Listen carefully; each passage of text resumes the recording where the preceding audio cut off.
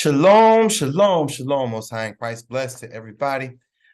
Today is August 26th, and here we are once again to go through a lesson to keep the Lord's Sabbath day as the scriptures tell us to do.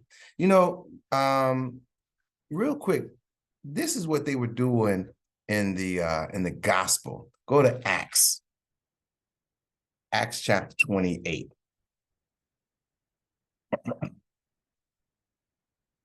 And verse 23. The book of Acts, chapter 28 and verse 23. And when they had appointed him a day, there came many to him into his lodging. The hymn is talking about Paul the apostle. Go on. To whom he expounded and testified the kingdom of God. Okay, go ahead. Persuading them concerning Jesus. So Paul is talking to the people, persuading them concerning Jesus. Go on. Both out of the laws of Moses, out of the law of Moses. So he's persuading the people about Jesus out of the old, what we call the Old Testament, the law of Moses. Go ahead. And out of the prophets. Still part of the Old Testament. Go ahead. From morning till evening. From morning till evening. So all day long, our instruction is for the purpose of us being edified, for us being persuaded to Christ Jesus, for us to know Christ Jesus, to know the acts, the behaviors of Christ Jesus, and for us to follow in his footsteps. Okay, so we're going to move forward. We're going to get into the reading of the laws.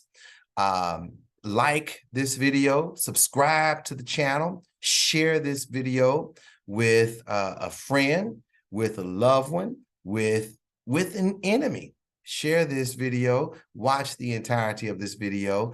Let me get out the way. Let's do the reading of the laws, and then we'll get into today's topic.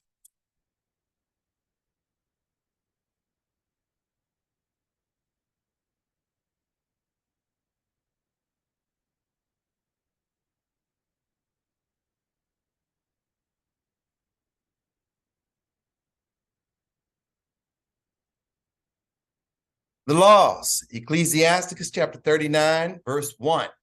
But he that giveth his mind to the law of the Most High and is occupied in the meditation thereof will seek out the wisdom of all the ancient, be occupied in prophecies. He will keep the sayings of the renowned men, and where subtle parables are, he will be there also. He will seek out the secrets of grave sentences and be conversant in dark parables. He shall serve among great men and appear before princes. He will travel through strange countries, for he hath tried the good and the evil among men.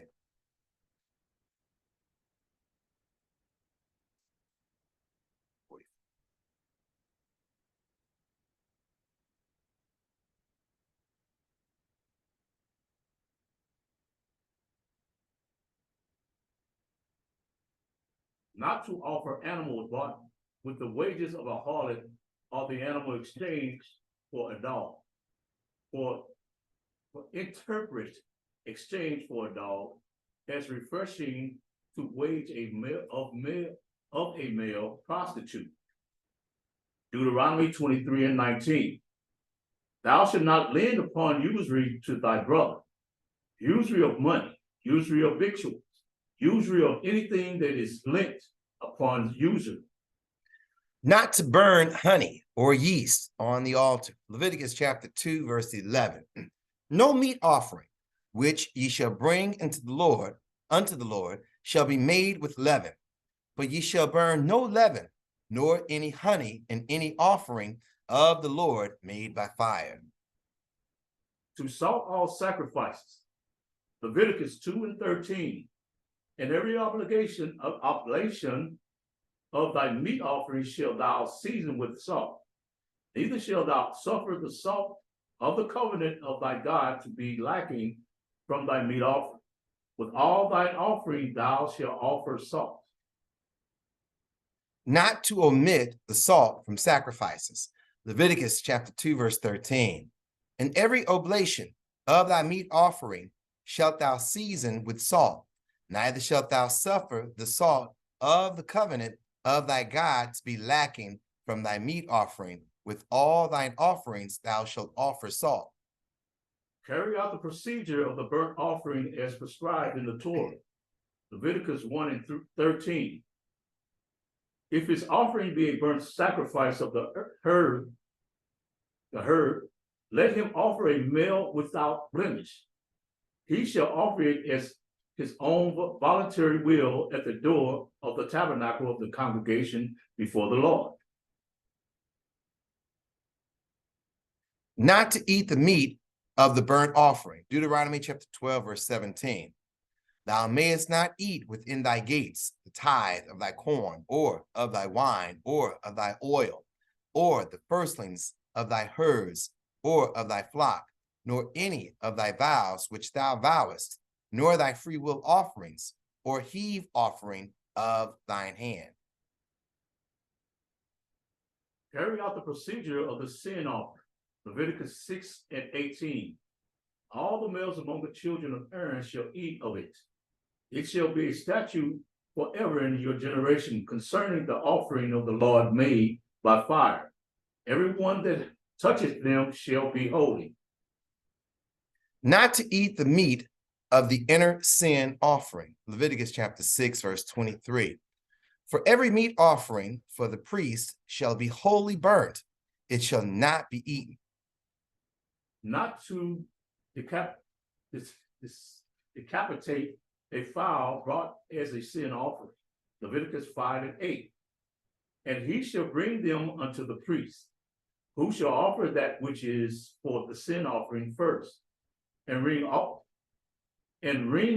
his head from his neck, but shall not divide it asunder. Not to decapitate a fowl brought as a sin offering, Leviticus chapter 5, verse 8. And he shall bring them unto the priest, who shall offer that which is for the sin offering first, and wring off his head from his neck, but shall not divide it asunder. The Kohanim must eat the sacrificial meat in the temple, Exodus 29 and 33. And they shall eat those things which wherewith the atonement was made, to consecrate and to sanctify them. But a stranger shall not eat thereof, because they are holy. The Kohanim must eat the meat outside the temple courtyard, Deuteronomy chapter 12, verse 17. Thou mayest not eat within thy gates the tithe of thy corn, or of thy wine, or of thy oil, or the firstlings of thy herds, or of thy flock, nor any of thy vows which thou vowest, nor thy freewill offerings, or heave offering of thine hand. A non-Kohen must not eat sacrificial meat, Exodus 29 and 33. And they shall eat of those things wherewith the atonement was made, to consecrate and to sanctify them. But a stranger shall not eat thereof, because they are holy. To follow the procedure of the peace offering, Leviticus chapter 7, verse 11. And this is the law of the sacrifice of peace offerings, which he shall offer unto the Lord. Not to eat the meat of minor sacrifices before sprinkling the blood, Deuteronomy 12 and 17. Thou mayest not eat within thy gates the tithe of thy corn, or of thy wine, or of thy oil, or of the firstlings of thy herd, or of thy flock, nor any of thy flock vows which thou vowest, nor thy freewill offering, or heavy offerings of thine head, or heave offering of thine hand. Yeah. To bring meal offerings as prescribed in the Torah, Leviticus chapter 2, verse 1. No meat offering which ye shall bring unto the Lord shall be made with leaven, for ye shall burn no leaven, nor any honey, in any offering of the Lord made by fire. Not to put oil on the meal offering of wrongdoers, Leviticus 5 and 11. But if he be not able to bring 2 turtle doves or 2 young pigeons, then he that sinneth shall bring forth his offering the 10th part of an ephah of fine flour for a sin offering. He shall put no oil upon it, neither shall he put any frankincense thereon, for it is a sin offering. All right. Lord willing, we will begin with 361 next time.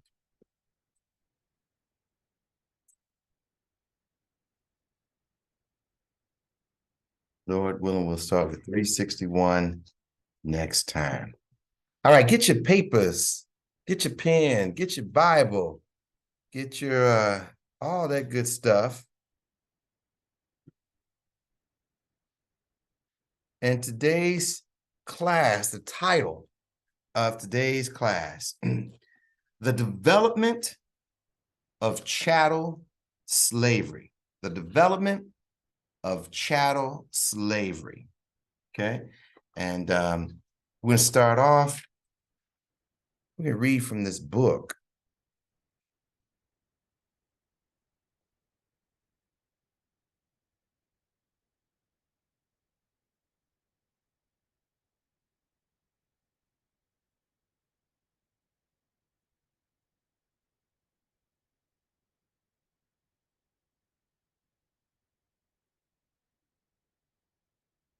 Bear with me.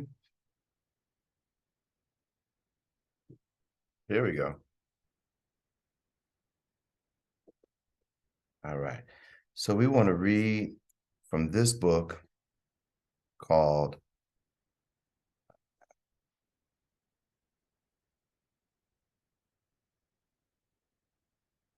Here we go. The Racial Stratification in America. The Racial Stratification in America. This book was written by James A. Gershwinder. Okay. And we're going to go to page 116. And go to page 116.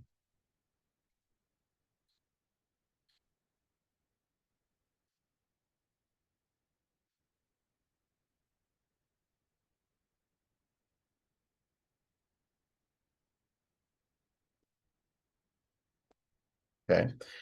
And we want to start even right here, titled The Development of Chattel Slavery. Okay. It reads, the most striking feature of the Black experience is slavery. For 2 centuries, Blacks were treated as a commodity that could be bought, sold, and made to labor in the interests of their masters. Blacks had little freedom to determine their own fates. Freedom of movement was restricted. Marriage, education, assembly, and most other areas of life took place within rigidly prescribed limits. Blacks did shape for themselves some areas of life, and they exerted some influence in areas normally controlled by whites. Blacks were exploited to a degree unique in American history. Other people were exploited and served in bondage for various periods. But the fullest development of chattel slavery within the confines of the United States was restricted to Blacks. Now, let's look up the word chattel slavery. Let's make sure that we know what we're talking about as we read this particular chapter. Chattel.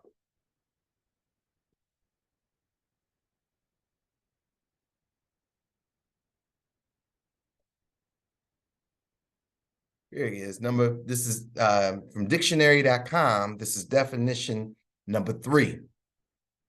A human being considered to be property. A human being considered to be property, an enslaved person. So in the United States and across the globe,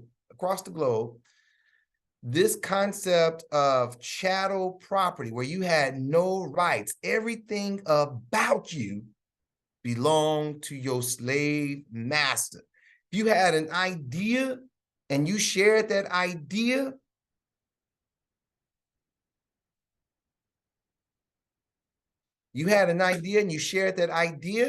that idea belonged to your slave master. You figured out how to do something more efficient, that idea became property of your slave master. Everything about you belonged to your slave master. Okay, so now let's get back to the book. So here it says, Blacks initially were brought to the American colonies in 1619. And by American colonies, this word right here, well, it's not letting me highlight it. This here, American colonies, we are talking about North America. We're not talking about the Americas. We're talking about North America. Okay? As indentured servants.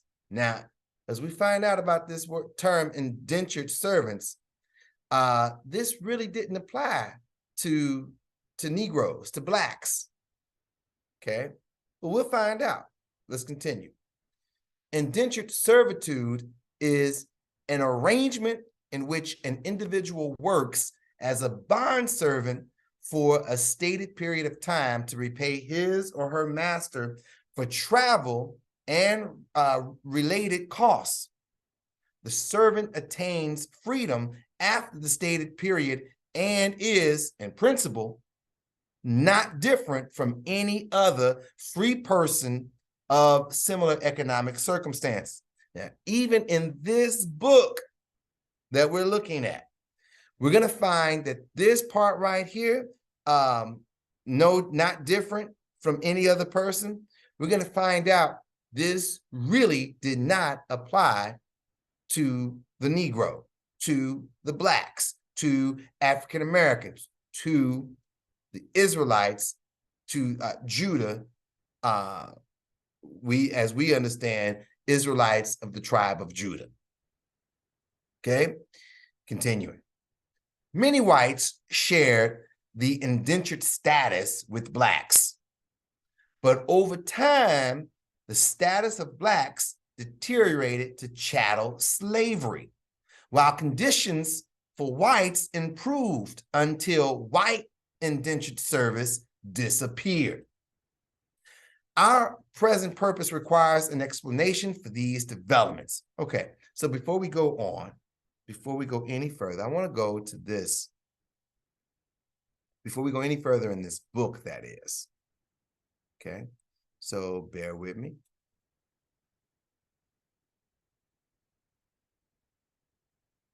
Let's take a look at this. Okay, now this book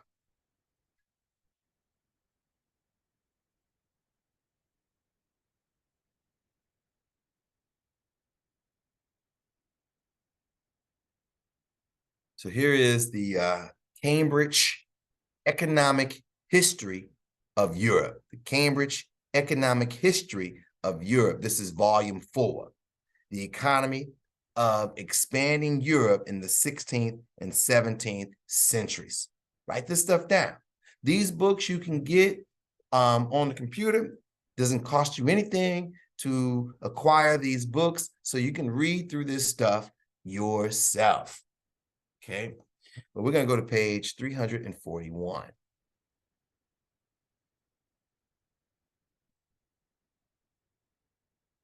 Okay, and the topic is slaves from West Africa. Here's what it says. Portugal was, in fact, a slave-owning country before she became a colonial power. At the time when the settlement of Brazil was just beginning, the humanist Clarendis wrote of her that all services are performed by Negro or Moorish captives. So now we are discussing right here with this particular book, we're discussing a time period that comes before 1619, where we were in the book we were just in, it referenced 1619. Now with this body of information that we want to examine, we are looking at before 1619, okay? And so in Portugal, let's get a map of Portugal. Let's get a map of Portugal. Bear with me.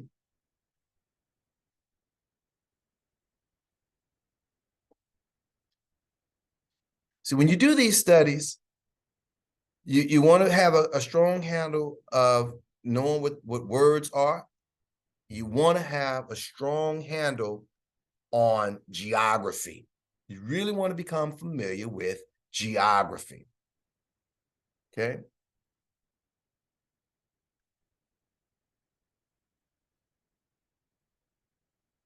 All right. So here we are. Now, Portugal is right here. Here's Portugal. Here's Spain. Here's Spain. Here's Portugal.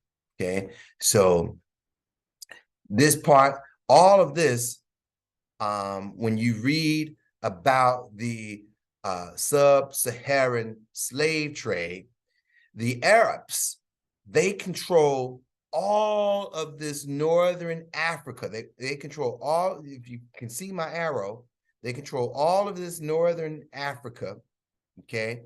All the way down over here into Saudi Arabia, over here into what is now known Iran. They control all of this, and they control the southern part of Europe, okay?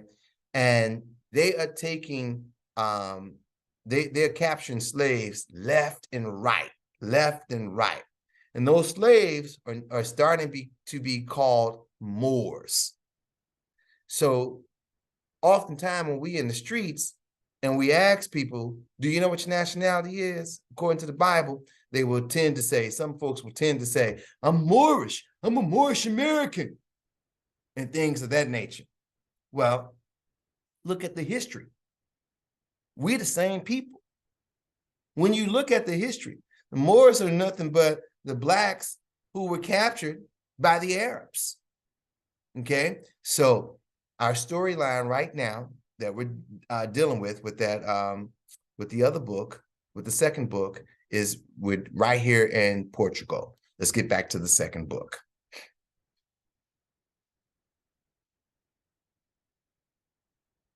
Let's get back to the second book. Okay.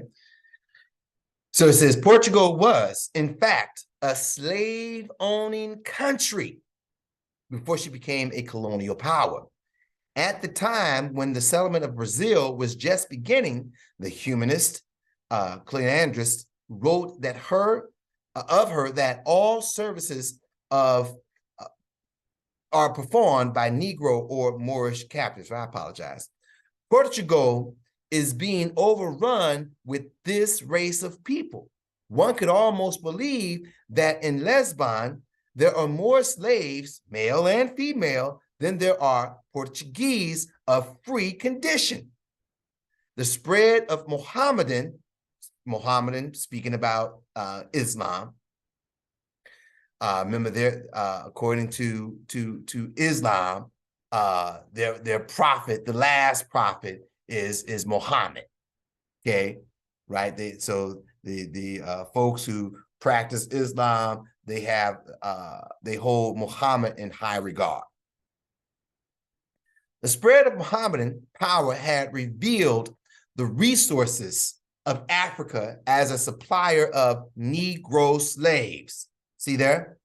So those Moors, these are folks who had been captured by the Arabs.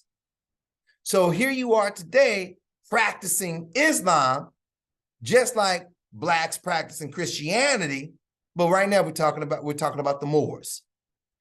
That was imposed on you. Islam was imposed on you. Okay? Now, I want to pause real quick. I want to go to Deuteronomy chapter 20,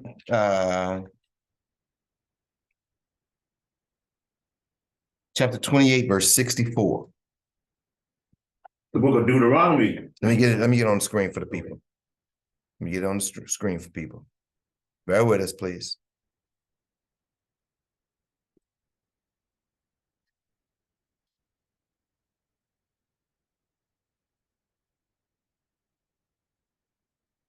Okay.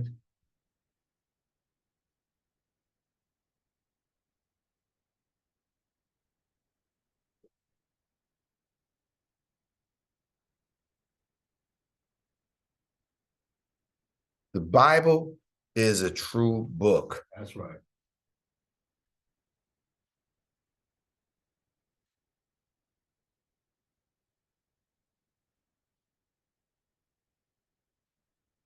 Go ahead.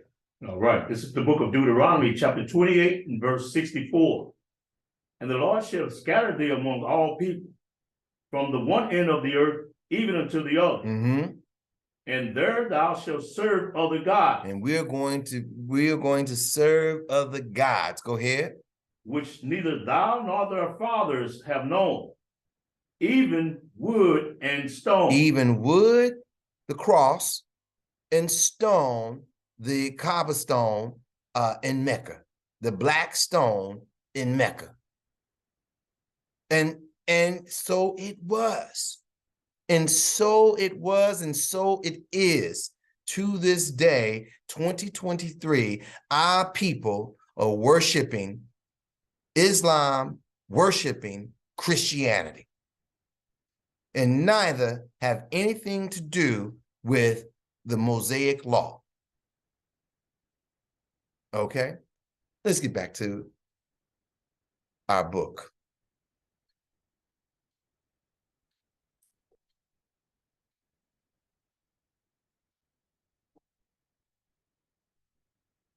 So here we go. It says, we right here. Okay. The spread of Mohammedan power had revealed the resources of Africa as a supplier of Negro slaves. And from about the year 1000, a steady supply of slaves was annually being secured by Mohammedan raids and wars to give soldiers, laborers, and domestic servants to European masters. Now, let's go to back to the Bible. You hear what it just said, right? About 1,000, they were giving them to European masters. Go to the book of Joel, chapter 3. And let me make sure.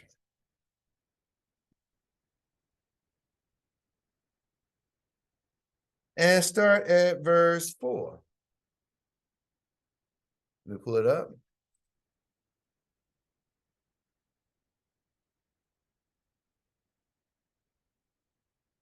Go ahead. This is the book of Joel, chapter 3 and verse 4. Yea, and what have ye to do with me, O Tyre? Tyre and Zidon are African nations, Hamitic nations. Okay, go on. And all the coast of Palestine. And here we have the Arabs. Okay, so the Arabs and the Hamitic nations, the Hamitic tribes, were in cahoots one with another. Continue. Will ye render me a recompense? You gonna pay me back? Go ahead. And if you render me, and if ye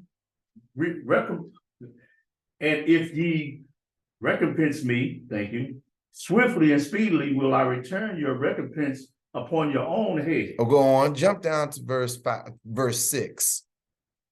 Verse 6.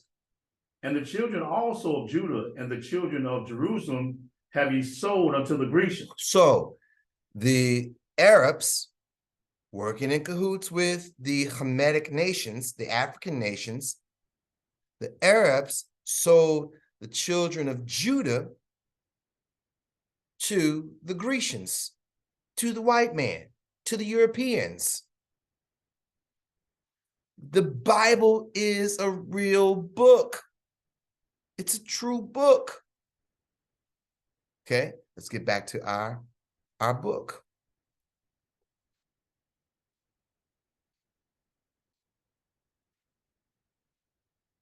Okay, so it says annually being secured by Mohammedan raids and wars to give soldiers, laborers, and domestic servants to European masters.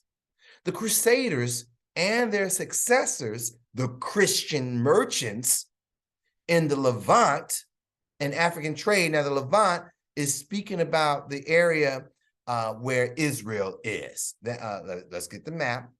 Let's get the map because we want to, when we do these studies, we want to incorporate geography. Okay, so this area, if you look at my cursor, this area right here, what I'm circling, let me enlarge it as a matter of fact. Okay, this is the Levant. This area here, where I'm making a circle, this is the Levant. Okay, so they were capturing slaves. All right, let's go back to the book.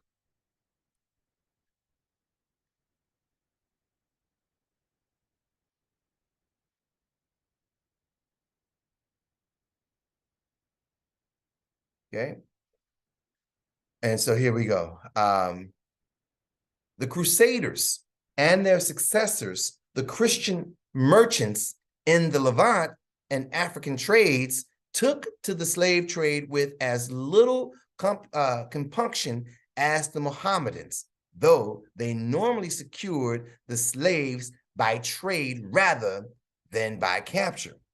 Okay, who the Christians secured the slaves by trade rather than by capture. The Christians, the Mohammedans captured them by way of capture. In slavery, as in the spice and luxury trades, the aim and the achievement of the period of the discoveries was to divert to a Western and Christian route a business which already flourished in Mohammedan hands. The trade itself was regarded as necessary and acceptable, so much so that it was reckoned that there were about 3,000 Negro slaves in Venice alone about the year 1500. Where is Venice, you ask? Let's take a look at the map. Let's take a look at the map. In Venice. So in Venice, that means we want to look up here around Italy. Okay. So in Venice, in this region up here, okay, let me zoom out so we can see this better. Okay, so again, the Arabs are controlling all of this northern region. Okay, they're controlling all of this. So there's a lot of slaves in this area. There's a lot of slaves in this area.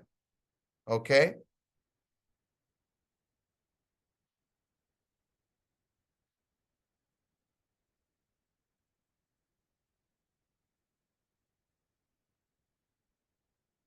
Okay. And they said that was about the year 1500.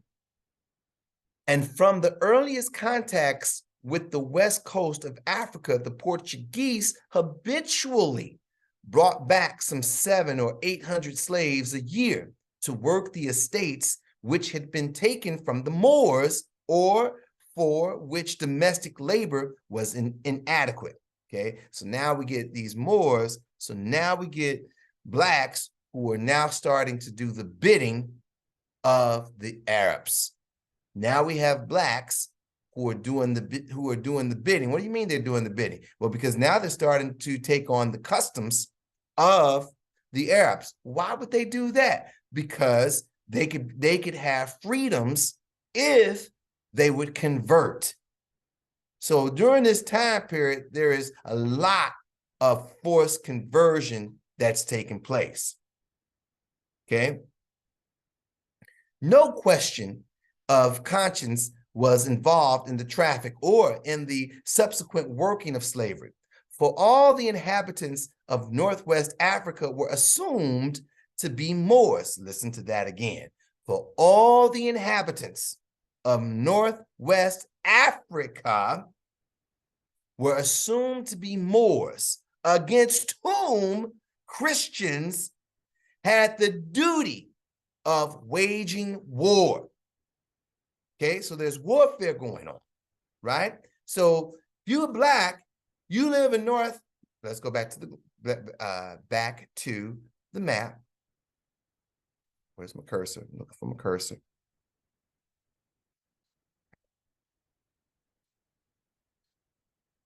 So you live in Tripoli. You live in Tunisia. You live in Tunis. You live in Algeria. You live along this northern coastline. You were considered, by virtue of the color of your skin, you were considered a Moor. You were considered a Moor. And most likely your practice was one of Islam, because you converted, because the Arabs that came through and conquered all these little cities throughout this region, and your only security blanket was to yield to their customs, their way of life. Okay, so let's get back to the book.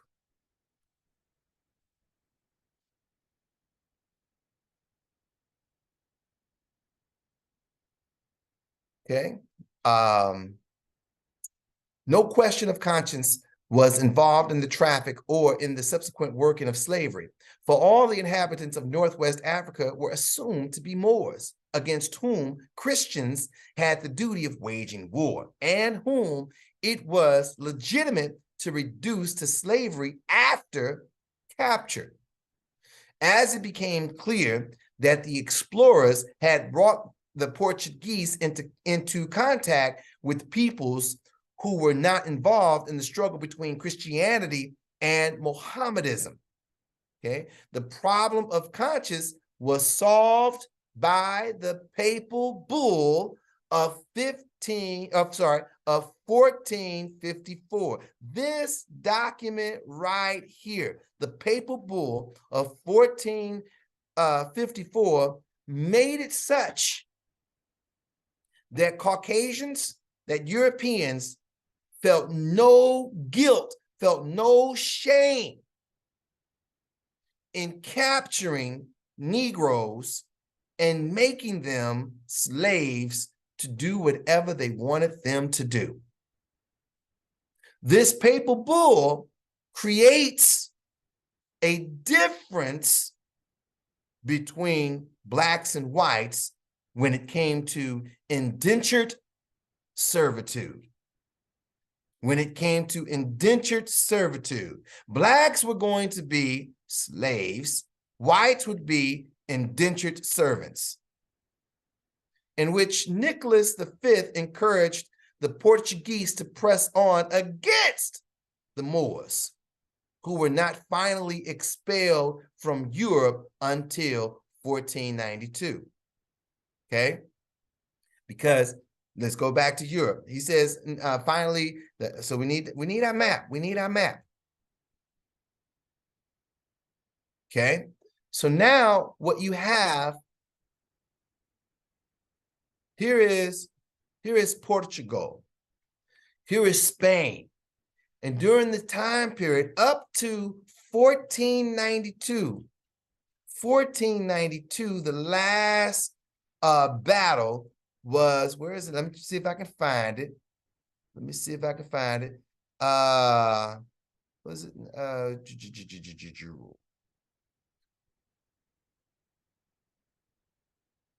okay, I don't see it. I don't see it. Okay. Oh, here it is. Here it is. Here it is. Here it is. Did I see it? I don't see it. It's Grenada. Oh, there it is. There it is. Right there. There it is. There it is, people. There it is. There it is. Okay. Let me get it. This right here is one of the last strongholds that our ancestors held on to. They lost. They lost. They lost. They lost this battle. They lost this stronghold. And with that, thousands. And so now, Brother Michael, what you talking about? So now you'd want to pull documents concerning the Inquisition. Now you want to pull documents that go into the Inquisition.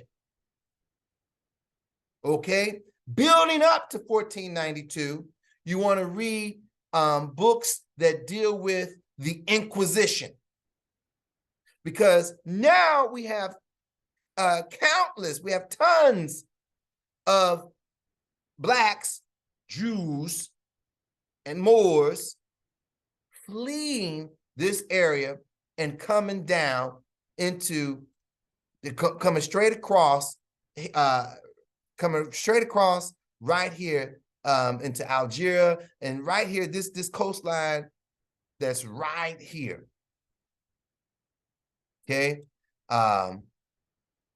They're coming right into this region right here. They're coming right into this region right here. Some are coming out, and let me zoom out even more.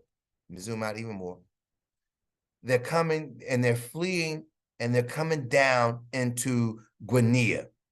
They're fleeing and coming down into Guinea. Now, Guinea is going to become a very hot spot for the capture of slaves. These slaves who are then taken into the islands. St. Thomas is right in this area. Cape Verde is right in this area. And these slaves are brought in across the Atlantic Ocean. Okay, brought into the Atlantic Ocean, and they would work in the islands over here, and they would work down here in Brazil. They would work the sugar plantations down here in Brazil. They went into Baja as well. Okay, okay. Let's get back to the book.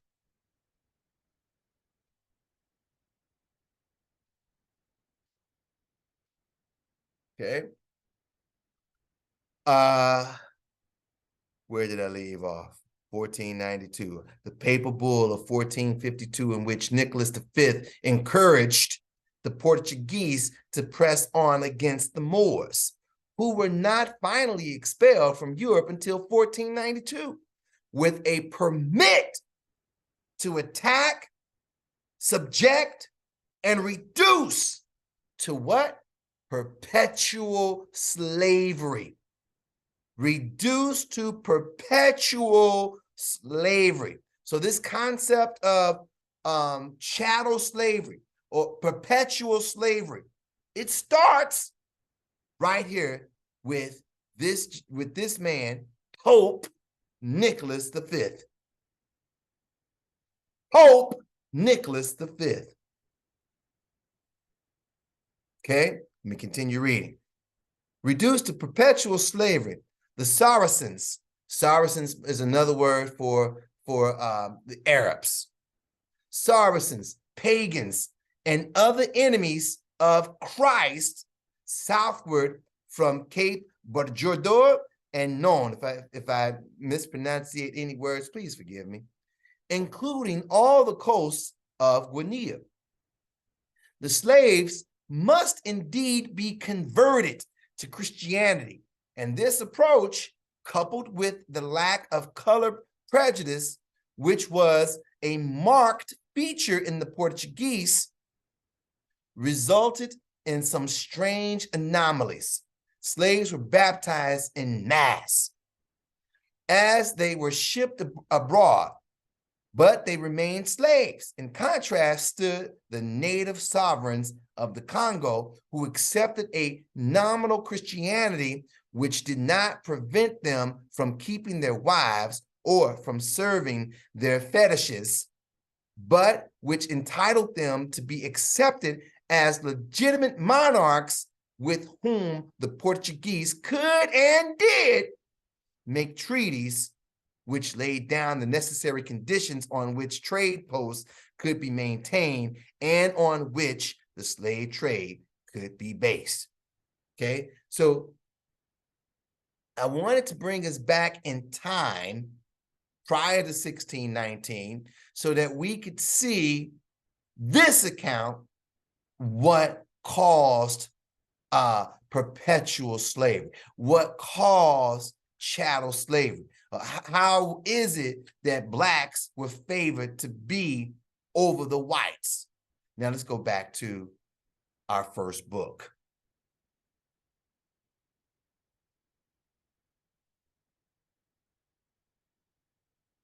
Okay, so racial stratification in America is what we're reading.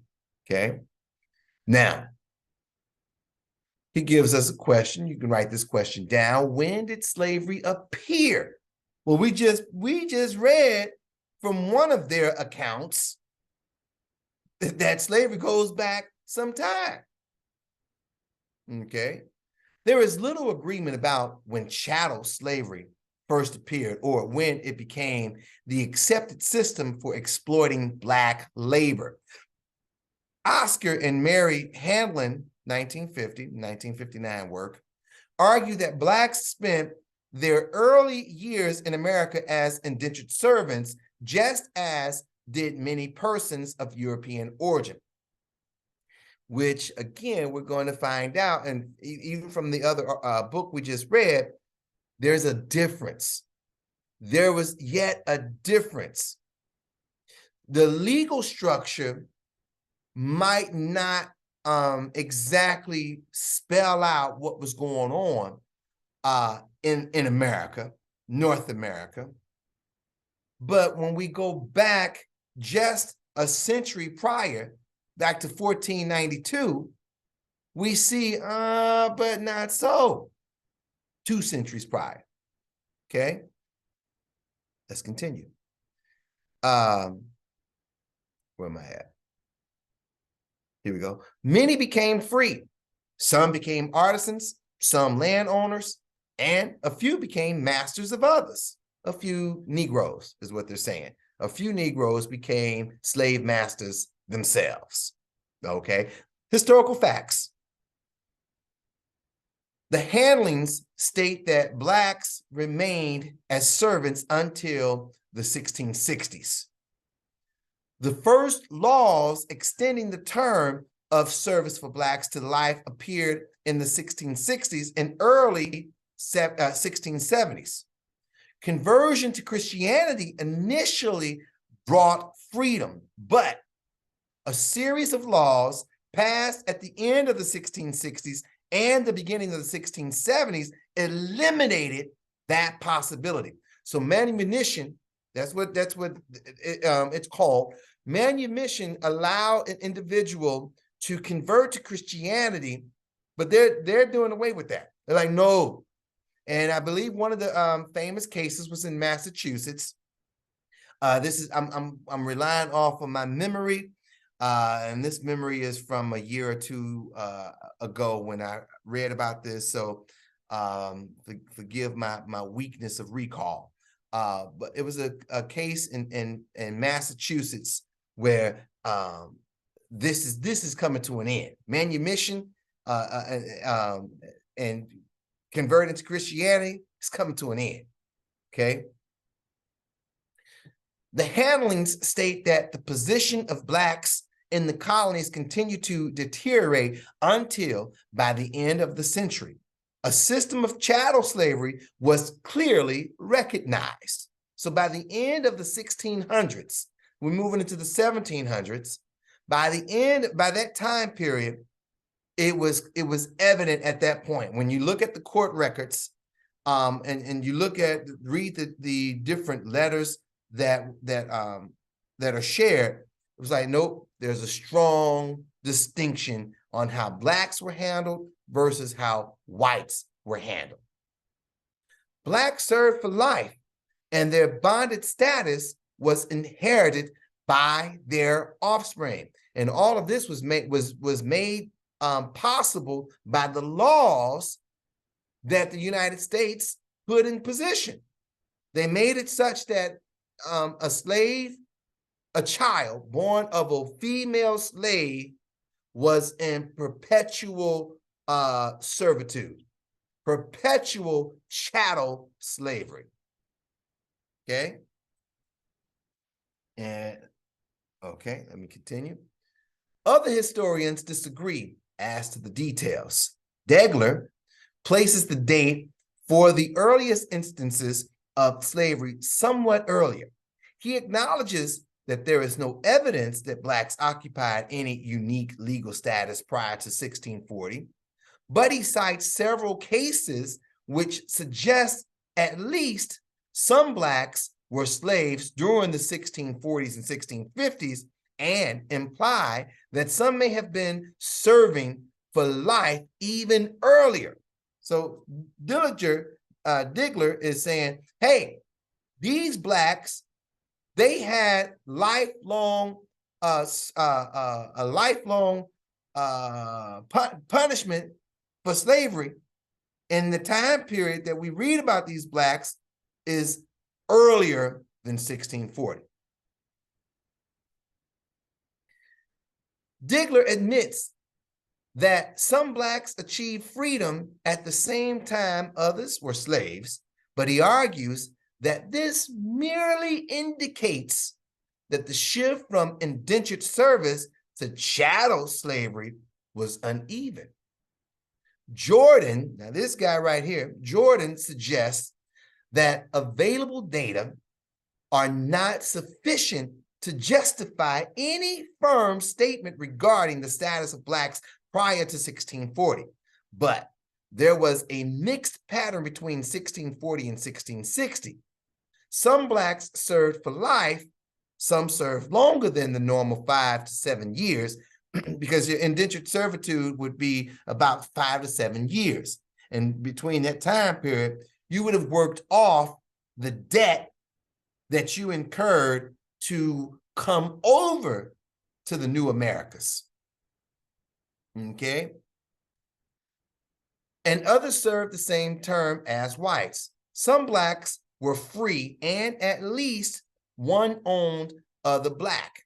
Okay? So here is a case that Jordan talks about, but look at the quantity. One.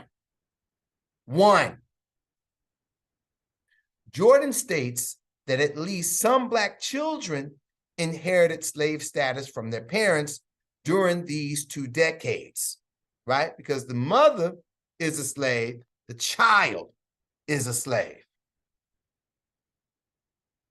While there are disagreements as to when slavery first appeared and when it became widely accepted, there are also important areas of consensus. The weight of the evidence suggests that blacks spent 2 decades as indentured servants, serving terms comparable to those of their white counterparts and subsequently achieving their freedom in the normal manner. Between 1640 and 1680, there was a mixed pattern, with some blacks serving for life and others serving terms similar to black indentured servants. Gradually and unevenly, a system of chattel slavery developed in which blacks served for life, and their status was inherited by their children. Chattel slavery seems to have become the norm by the last 2 decades of the 17th century.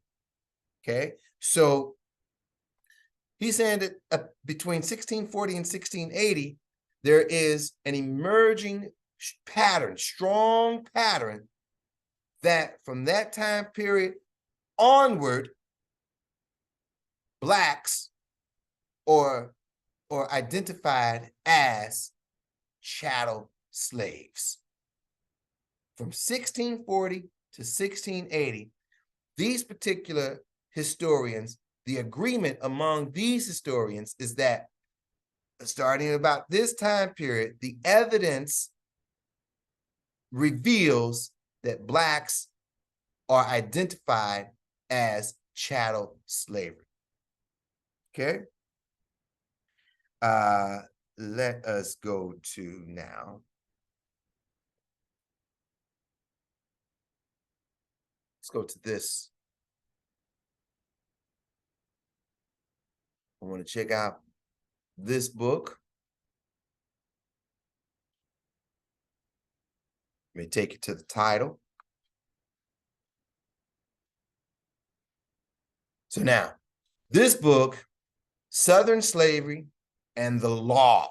So here, this man, Thomas D. Morris, he is putting forth a scholarly work of what the law was saying concerning slavery, how the law worked for or against slavery between this time period in the Americas. All right. So let's look for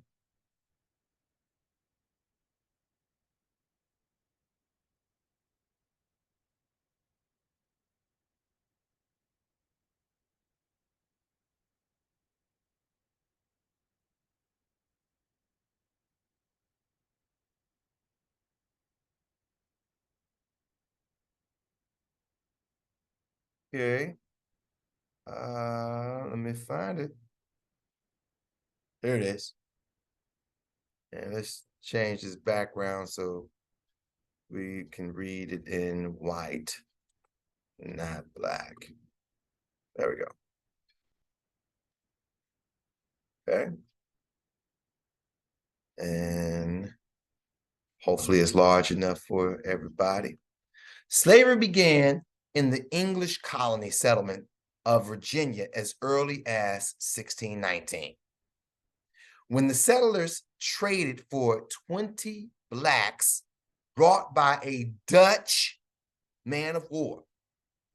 The number of slaves in Virginia, however, was small until the end of the 17th century, when the settlers turned from white indentured servants to slaves to labor on the plantations.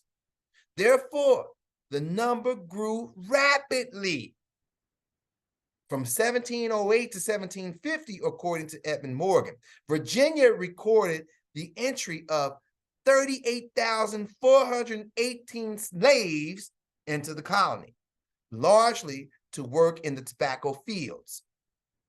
So the investors, the capitalists, the Europeans, they're looking for a crop that they could use. Tobacco became that cash crop that required little capital, but it required a lot of labor. And so who did they get to labor this crop? You guessed it, the Negro. The Negro, okay? Cotton doesn't come till later, okay? So in the initial, it's tobacco. And in the islands, before bringing the Negro to the mainland, it was sugar. It was sugar, okay? By the end of the century, at the time of the first federal census, there were 292,627 slaves in Virginia. Slavery was the source of labor for Maryland's tobacco planters as well, but Maryland's slave population was never as large as Virginia's.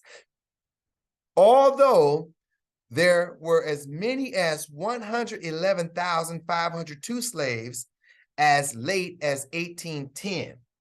Now, this is by design as well. This where it says the number of slaves in Maryland versus Virginia.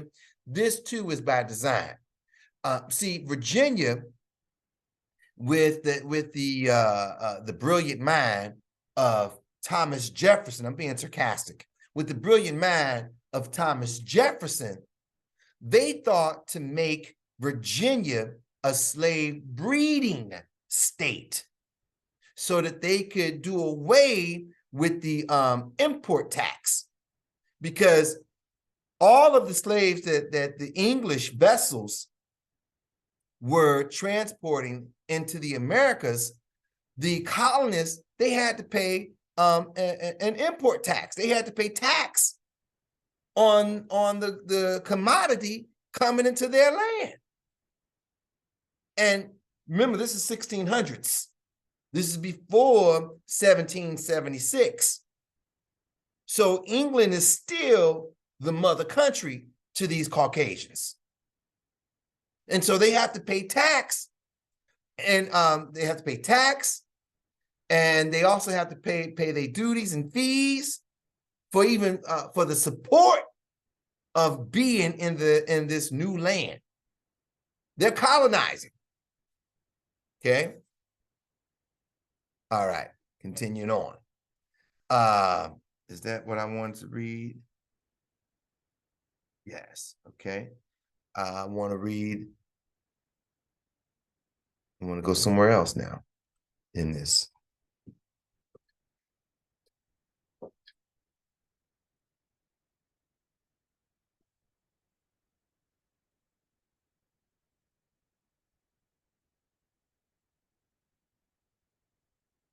Okay. Here we have one of the strongest efforts to place race at the center of any study of slave law, and to deny that Southerners gave much recognition to the humanity of the slave, has been that of A. Leon Higginbotham Jr. in his 1978 study in the matter of color, race, and the American legal process, the colonial period. He tried to show how the American legal process was able to set its conscience aside and by pragmatic toting to economic needs. Now, we just read earlier how in 1458, the Papal Bull by Pope Nicholas V, he had already made it such that we don't care two squats about the humanity of these Black people. So that spirit continued on. And now they're making merchandise of these slaves. In the 1400s, it was because let me go back to the map. Let's go back to geography. You have to keep in mind, okay,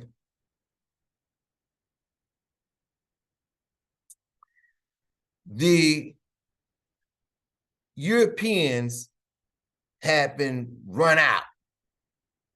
Okay, they were ran out, and the Blacks are coming in, and they are dominating. The Ottoman Empire has come in and is dominating. Now, the Ottoman Empire, meaning the Arabs, the Arabs have come in and have taken over. Now, these Moors have converted to the Arab religion, and they are dominating this region. A lot of Black faces dominating this region.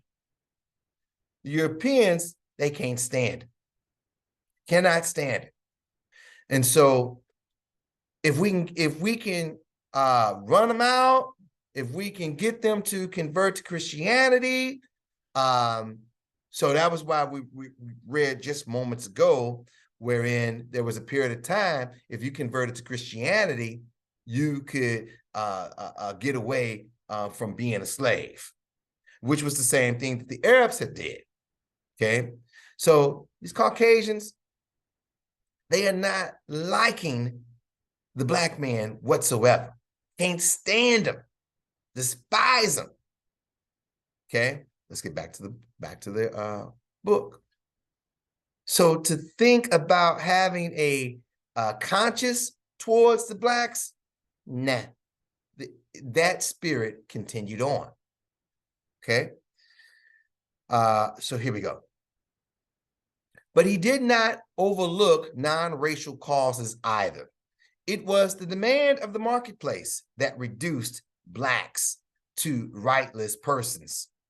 The result was the legal cannibalism of whites and the dehumanization of blacks at law. Okay, so he goes on.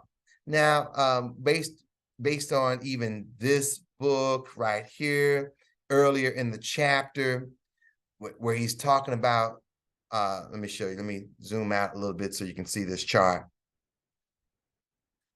So here's a sociologist's chart on turning the causation, cause and effect of blacks being enslaved. Okay, and so either, let me see if I can find it.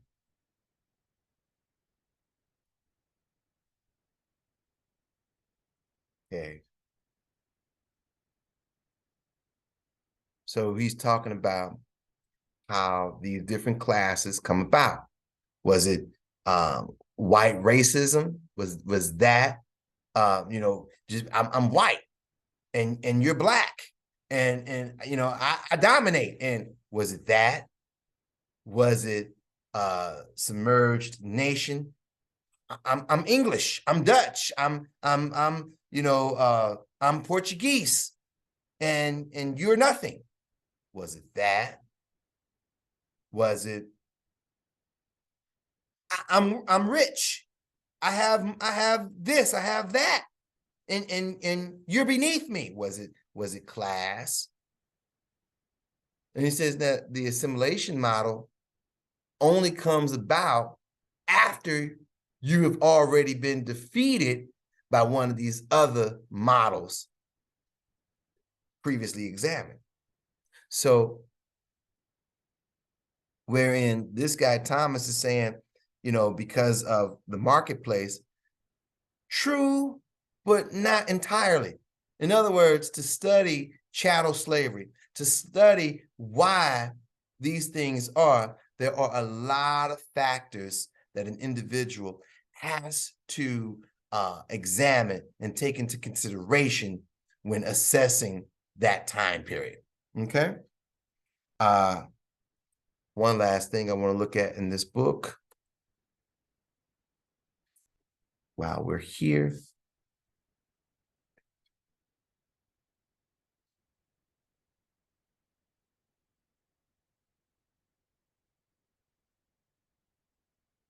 Okay. The function of race in Southern slave law, the institution of African service, Code of Mississippi for 1848. This is a few decades, 2 decades before, well, a decade and a half before Civil War. Side note, Sarah Palin is calling for a civil war. Or I'm sorry, she's not calling for a civil war. She is she's playing around with words. She's mincing words. Well, if they're going to do this to Donald Trump, then it's going to be a civil war. She's mincing words. Side note. Let's get back to the topic at hand. These two words, Negro and slave, the Reverend Morgan Goodwin wrote in 1680, had by custom grown, homogeneous, and convertible, even as Negro and Christian, Englishman, and heathen, or by the like corrupt custom and partiality made opposites. A century later, Thomas Jefferson wrote of the elegant symmetry of form, of whites and the strong and disagreeable odor of blacks. But yet and still, he was making babies with the black mistresses. Go figure. Blacks were much inferior in intellect, and their griefs are transient. Jefferson believed that blacks, whether originally a distinct race or made distinct by time and circumstances, are inferior to the whites in the endowments both of body and mind. Long before Aristotle had written that some were natural slaves, there was a profound debate held at Valladolid, Spain in 1550 between Juan Gaines de Sepulveda and Bartholomew de la Casa about whether Amerindians were such natural slaves. Now again, 1550 to 1551 comes after, and look where we are in Spain, comes after what Nicholas V wrote in 1458. So here, 1550, looking for justification to do the god-awful thing that they were doing, right? In terms of, they were pursuing Negroes to enslave them. All right. And I said god-awful. Let me be careful in what I just said, because let's go to the book of Leviticus. Let's go to the book of Leviticus, chapter 20. Let me find it. Here we go. 25.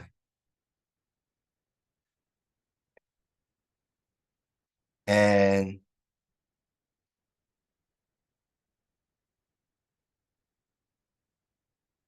let's start at verse 41.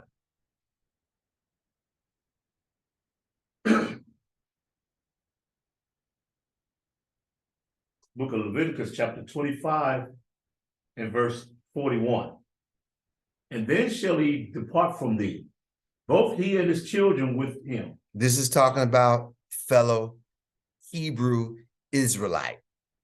Fellow Hebrew Israelite. Go on. And shall return unto his own family, and unto the possession of his fathers shall he return. Continue. For they are my servants. For the fellow Hebrew Israelite are the servants to the Most High God. Go on. Which I brought forth out of the land of Egypt. They shall be no sold. They shall be no sold as bondmen. They shall not be sold as bondmen. They shall not be sold as bondmen. Continue. Thou shalt not rule over him with rigor, but shall fear thy God. Go on. Both thy bondmen and thy bondmaids, which thou shalt have. The slave men and slave women, go ahead, shall be the heathen that are round about you. But take from the other nations, and these individuals shall be your slaves. Go ahead. Of them shall ye be bondmen and bondmaids. Moreover, the children of strangers that do sojourn. Of them shall ye buy bondmen and bondmaids. Of them shall ye buy bondmen and bondmaids. Verse 45. Moreover, of the children of the strangers that do sojourn among you, of them shall ye buy, and of their families that are with you, which they beget in your land, and they shall be your possession. And they shall be your possession. Go on. And ye shall take them as an inheritance for your children after you, to inherit them for a possession. Go ahead. They shall be your bondmen forever. How long? forever. How long? Forever. Go on. But over your brethren, the children of Israel, ye shall not rule one over another with rigor. So as far as God goes, God of the Bible, God of Moses, God of Abraham, God of Isaac, God of Jacob, God of the children of Israel, as far as he goes, he says that slaves shall be the possession of the children of Israel. This is the Bible. This law, biblically speaking, is not done away with. Biblically speaking, this law is not done away with. Just like the law of wearing fringes or the law of not eating pork. It's not done away with. Can you practice this law? Well, we're not in our own land. So, that brings about a conflict, some controversy, but the law, it's not done away with. Okay, let's get back to our reading of the book.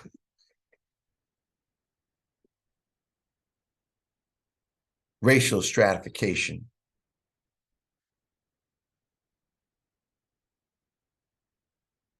And we're going to go to page 118.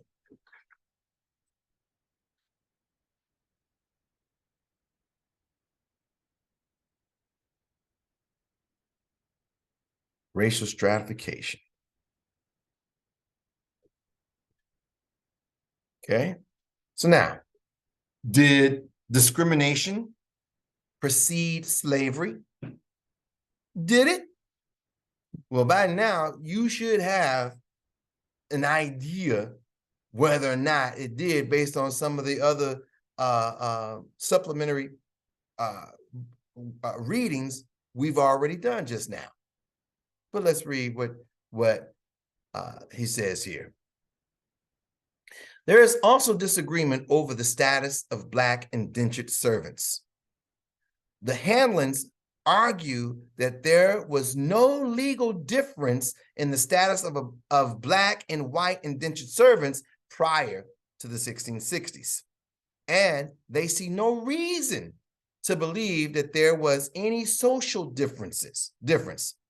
They acknowledge some rejection of Blacks by the colonists and some laws regulating their behavior, but argue that these were not significantly different from laws regulating the behavior of other non-Englishmen, such as Swiss, French, Italians.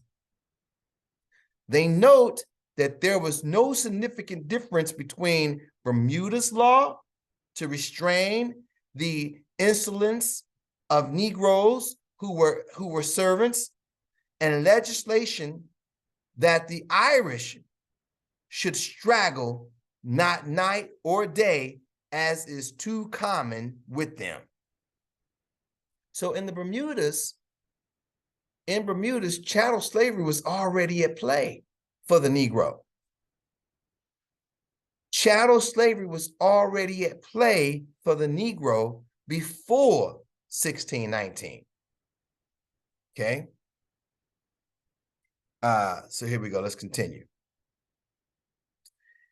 And Degler argues that Blacks were discriminated against from their first appearance in the colonies. He cites some evidence that Blacks received deferential treatment as early as the 1630s and notes several discriminatory laws that were passed during the 1640s. He also asserts that Black women servants could be used for field work while white women servants could not, right? A distinction.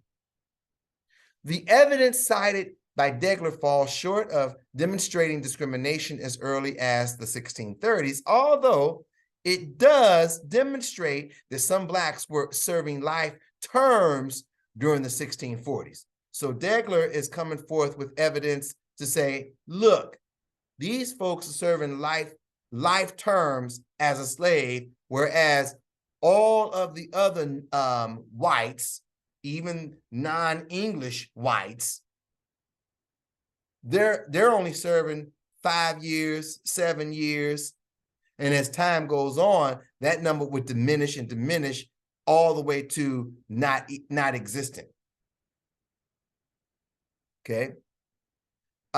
The handling's evidence for the lack of discrimination against blacks in the early years is also less convincing. Noel uses a totally logical, non-empirical argument in accepting Degler's conclusion.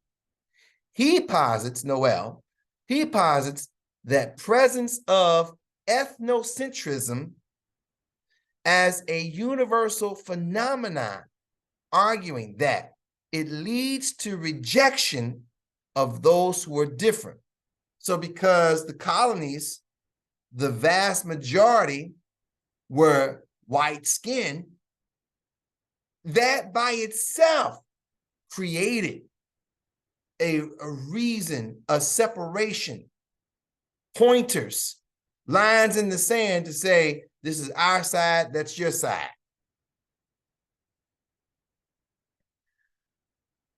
Blacks differed more from the colonists than non-English whites, both in skin color and in status as non-Christians. Why? Because who's being captured? Moors are being captured. Who are Moors? Arabs by way of practice. Islam by way of practice. Noel concludes that the greater degree of difference should lead to a greater degree of rejection and thus more discrimination. Jordan appears to be correct in stating that there is insufficient evidence to enable us to determine whether black and white servants were treated differently. He leans toward the assumption of differential treatment in asserting that black servants were set aside by the term Negro, right? And that different labels are not used unless differences are perceived.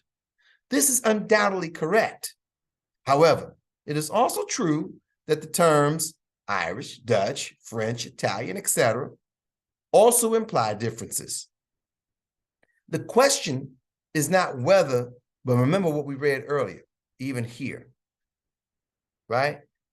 These two words, Negro and slave, right, are one without, you say this, you're saying this. Negro, you're saying slave. Slave, Negro. The two words, inseparable.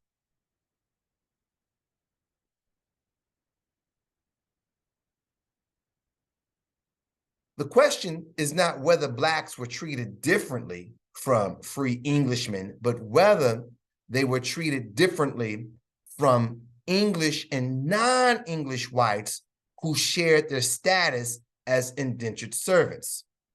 So in this colony of Englishmen, you had some Frenchmen who were indentured servants. In this colony of Englishmen, you had some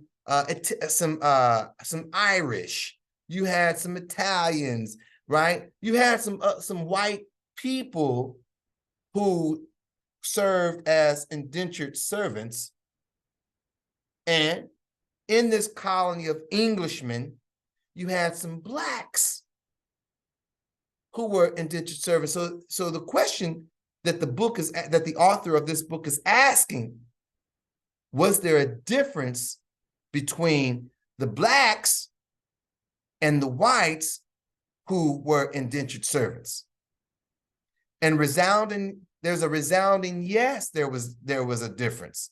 But don't take my word for it. Let's continue reading. The question is not whether blacks were treated differently from free Englishmen, but whether they were treated differently from English and non-English whites who shared their status as indentured servants. It is this issue that is unresolved. One significant difference stands out. No black became an indentured servant voluntarily. Let me read that again. No, I'm right here. No black became an indentured servant voluntarily. Many, if not most, whites became indentured servants through more or less free choice. So was there a difference? You bet your bottom dollar there was. It is true that this free choice was conditioned by factors such as poverty, the fear of starvation, and sometimes the choice between immigration or a prison term as punishment for a crime. Talking about the whites. What we just read. It is true that this free choice, talking about the whites. Okay? It is also true that many whites were kidnapped or conned into indentured service. But despite coercion, the degree of voluntary choice was still much greater for whites than for blacks. So let us assume that the author of this book is beyond a shadow of a doubt accurate in his statement right here. It is also true that many whites were kidnapped or conned. Let's assume that this is, there's some concrete evidence somewhere to substantiate this sentence that he lays out for us. He goes on to say that it was a small population that experienced that. Small population of whites that experienced that. Okay? Why did slavery develop? Blacks did not begin their American... Now, before we read this scholarly answer to the question, and not to mention, with this question right here, why did slavery develop? Why did it develop? And what we read with the other book, the Cambridge book with Pope Nicholas. Let's go back to the Bible. Let's go to Deuteronomy chapter 28.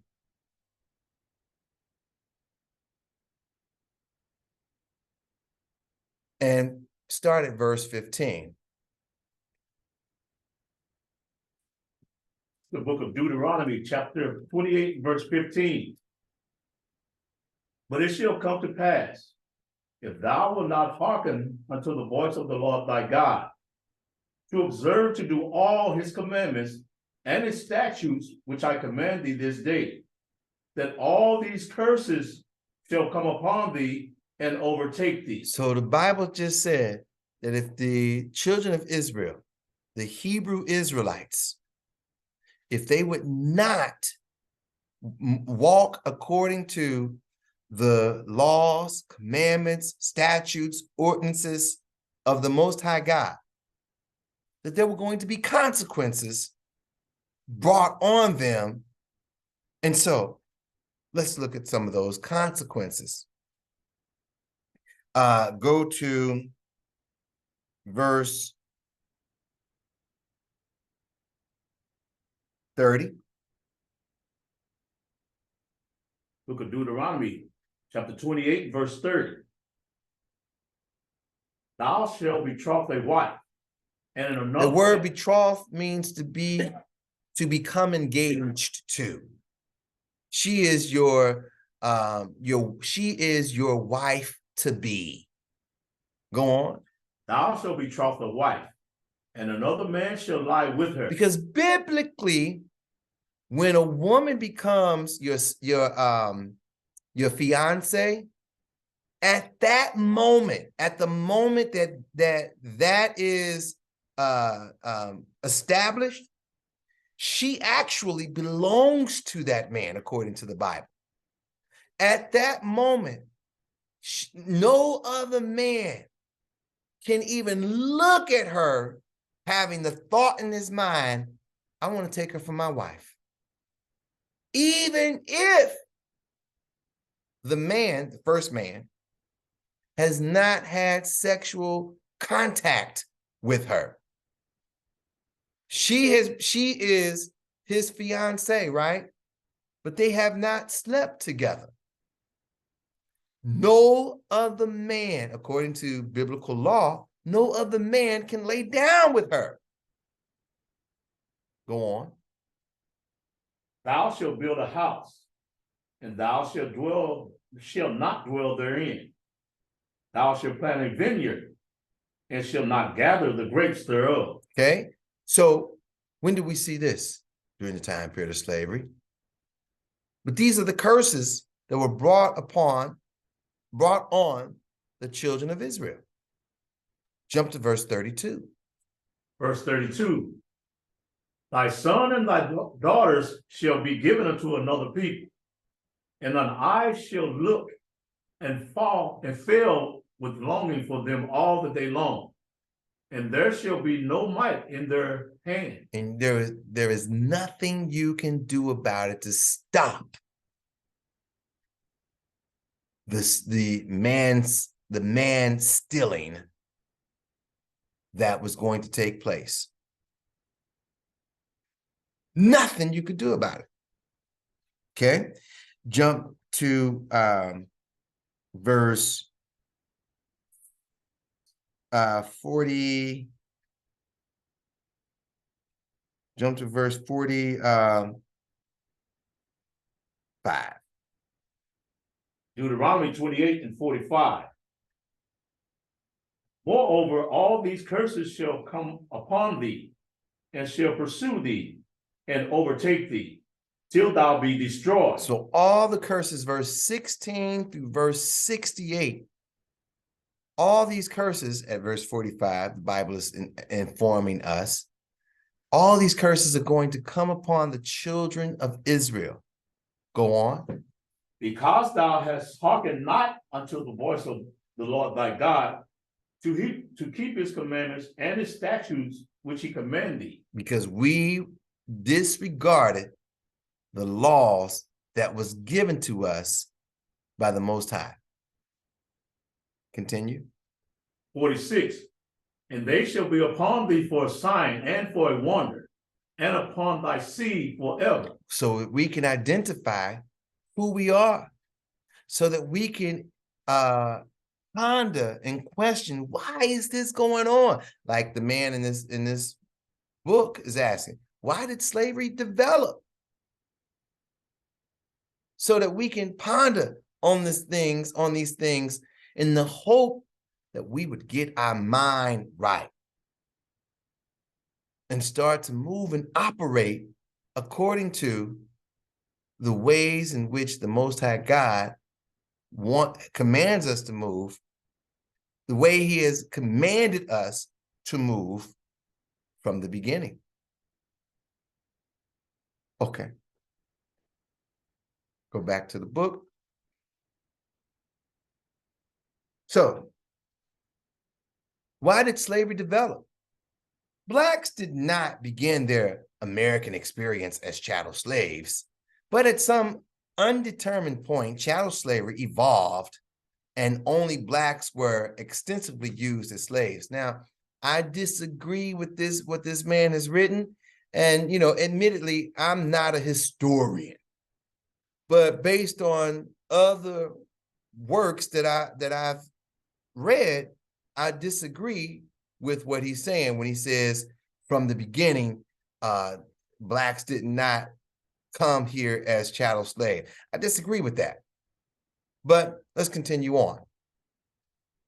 Two important questions must be answered. Why did slavery develop as a labor system, and why were blacks selected to be slaves? These questions may be perceived as distinct or as essentially the same. What are the questions? Why did slavery develop as a labor system? And why were blacks selected to be slaves? So write that down. Write that down. Why did slavery develop as a labor system? Why were blacks selected to be slaves? Okay, let's continue. While there are disagreements over details, there is consensus as to the major economic factors leading to slavery. Klein notes that sugar required a tropical climate for profitable production. The climate of the North American colonies was too temperate to sustain large-scale sugar production. Consequently, those colonies were perceived to be too high a risk for capital investment. Development funds were scarce, so the colonists had to seek cash crops that were labor-intensive rather than capital-intensive. Tobacco proved to be an ideal crop, and Virginia was soon producing high-quality tobacco on plantations. Klein notes that the plantation style of production soon spread to include rice, some sugar, and eventually cotton. This parallels the accounts of the Hamlins. The first importation of blacks as indentured servants took place when the small farm was the basic unit of agriculture production. But by 1690, South Carolina and later Georgia shifted from fur trapping and naval stores to the cultivation of rice, cotton, and indigo, which are best cultivated with large-scale operations and large amounts of labor. The large profits generated by this system stimulated an increased search for an exploitable labor supply. Blacks were already becoming so defined, so they were chosen to fill the bill. What do you mean they were becoming already so defined? Because they were working plantations prior to coming to the Americas. They were working sugar plantations. They were working the sugar plantations in the islands. So this system of black slavery was already 2 centuries undergo before 1619. Okay, so let's continue. The system of slavery became institutionalized and the price of slaves rose. The Hamlins argued that the slave plantation system of agriculture spread to tobacco because of both its profitable production and the potential gain through the rise in the unit value of slaves. Elkins makes a more direct economic argument. He asserts that as tobacco prices fell sharply in the 1660s, rising costs and a shrinking profit margin made it impossible for the small tobacco farmer to compete. The conversion to capitalist agriculture on a large-scale basis was necessary. They came here with slaves, with Negro slaves, intended to work those slaves, those plantation fields from the beginning. They were looking to go into the Carolinas and into Georgia and into Texas already. You can read books like there's the one book where they talk about the breeding of slaves. There's a couple other books, so forgive my memory lapse. Let me continue. Where am I at? Here we are. The period from 1680 to 1710 was one of prosperity for colonial tobacco producers. Prices were still low, but the cost of production had been driven down by slave labor to the point where large-scale operations could turn a nice profit. Why? Because you're going to buy slaves, you're going to work them. They have a maximum lifespan of 10 years. They're going to work them extremely hard in the harvest season. And if they died out, they don't care. They care less. And because it was such cheap labor, they could sell the finished product below market value. So anyone who was not taking advantage of the slave labor of slave labor, they're selling their product at such a high cost, they had to get in on the game too, in order to compete with the individuals who were taking advantage of slave labor. So it's a domino effect. These three accounts are not contradictory.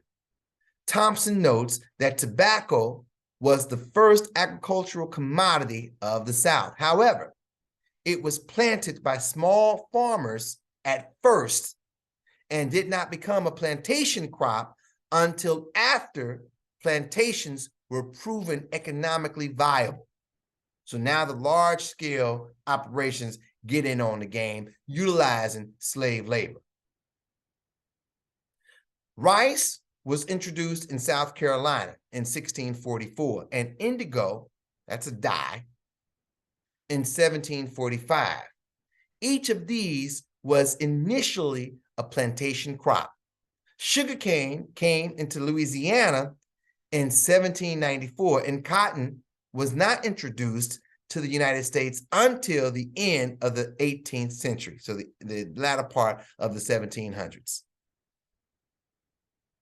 Does cheap labor equal slave labor? The development of plantation agriculture required the availability of large amounts of cheap labor. But cheap labor does not necessarily mean slave labor. There must be other factors to account for the form that the evolving labor system took. One may be the need for control. Hold on to that thought. One may be the need for control. You should write that down. Fraser notes that plantation systems inevitably are forced to rely on some form of coerced labor. The form may not be chattel slavery, but it is always coerced labor of some sort. Indentured service or contract labor, which was a huge thing that was going on in the Americas, especially among European servants. Coerced labor is needed because plantations are established in parts of the world where there is an abundance of land. Given the choice of farming one's own land or working on a plantation, free laborers might not choose plantation work. Wait a minute. I can come work for you on your plantation, or I could pursue my own land and grow my own crops. I can have my own homestead. I'll take the latter. Southern plantations at first attempted to use white indentured servants before they shifted to black slaves. Williams repeats the tale of an English capitalist who went to Australia with a large amount of cash and 300 workers to set up a huge estate. Land was plentiful. He found that his laborers preferred to be small farmers, deserted, and left him without a single worker. Why? Why would they stay on your plantation when they can pursue their own land? Now you left with this large swath of land and no one to help you work this land. Free workers will work for very low wages only if there is no alternative or if the work is highly desirable, which plantation work is not. You're out there in the sun, you're bending your back, you're bending your knees. You got mosquitoes and gnats and fleas and flies. You're walking behind, you got oxen yoked one to another, and you're walking behind shit. It's smelly, right? It's not desirable work. The availability of land in the colonies meant that it would take good wages to encourage free workers to work on the plantations. Because again, there is, so here they're coming into the Americas. They're first coming into Virginia area, then Maryland area and so forth. But they scouted out the Carolinas and Georgia. And they want to colonize that region. But it's savanna, it's trees, and they gotta, it's swamps. They gotta come in and really deforest the place, make it a place where they could lay out their plantation. They need manpower. And so these folks, these Englishmen, they could come over to the Americas.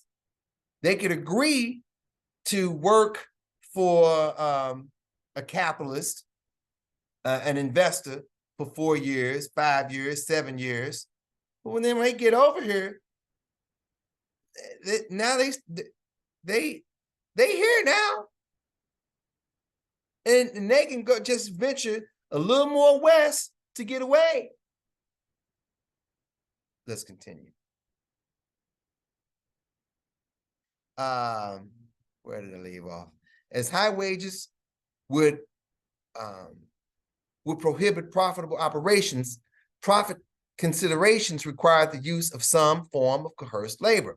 Indentured servants could only be relied on if the supply was sufficiently great that enough workers could be readily recruited to replace those ending their term of service. However, the supply of indentured servants from Europe was drying up.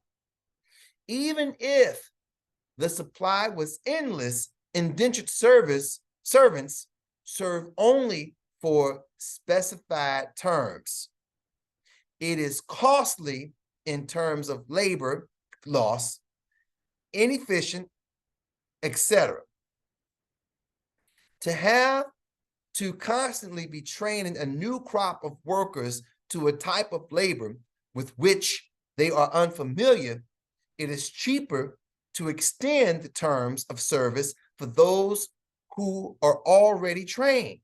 So if I could get some Negro, if I can get anyone, okay, it just so happens I'm gonna get these Negroes, but if I can get anyone to learn how to work the land, and then they have babies who grow up this way, work in the land, I reduce my training expense.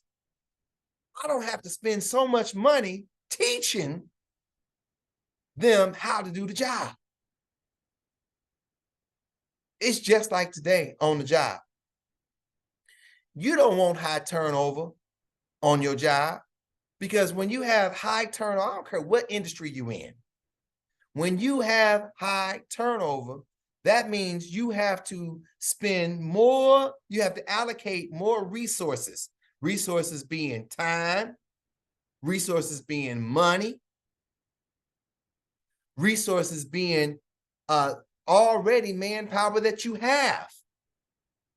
You have to allocate these things to your new crop of people to train them how to successfully do the job so that they will be productive. And so what he's saying in this article, after a period of time, this crop, they're gone. Here comes a new crop of individuals, and now I got to allocate these resources all over again to this new crop. Okay. He says, it is cheaper to extend the terms of service for those who are already trained. Life terms of service are the cheapest possible arrangement for plantation owners.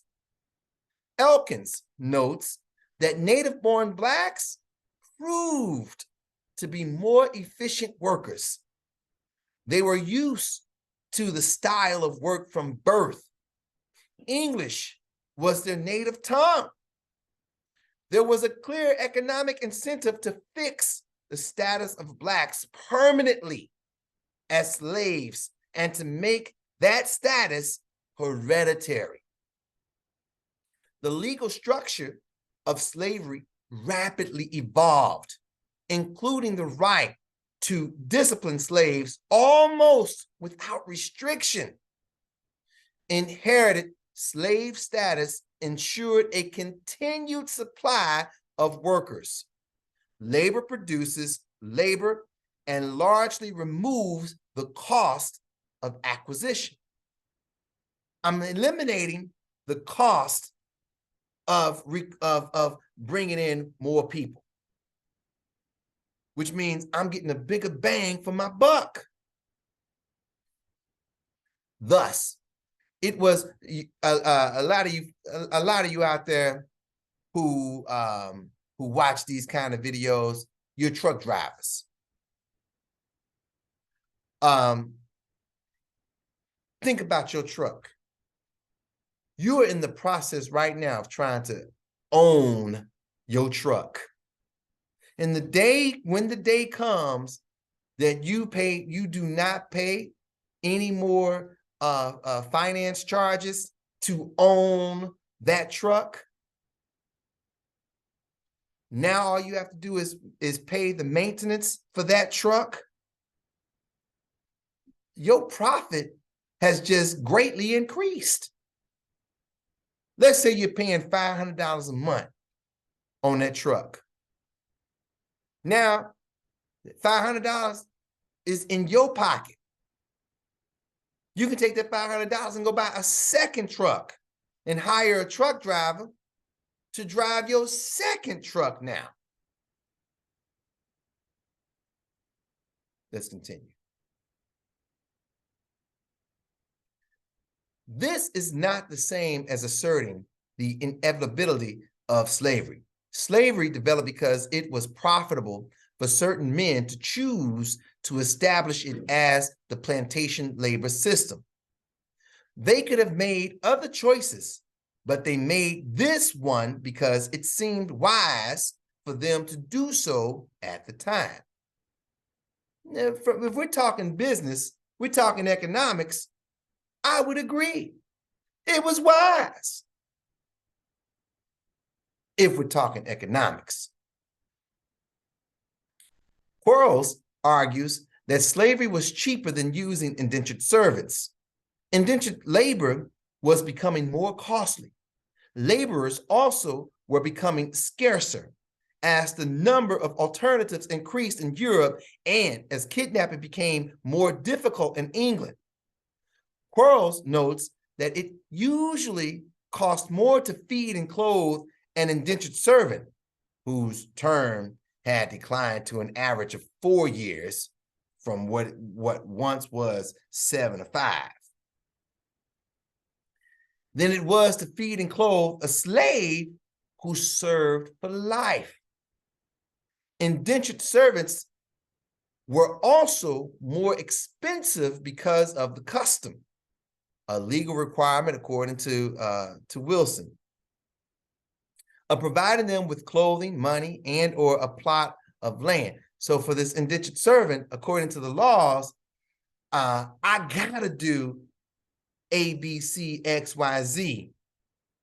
But according to the law for this Negro, the law don't apply to you. You're my property. I own you.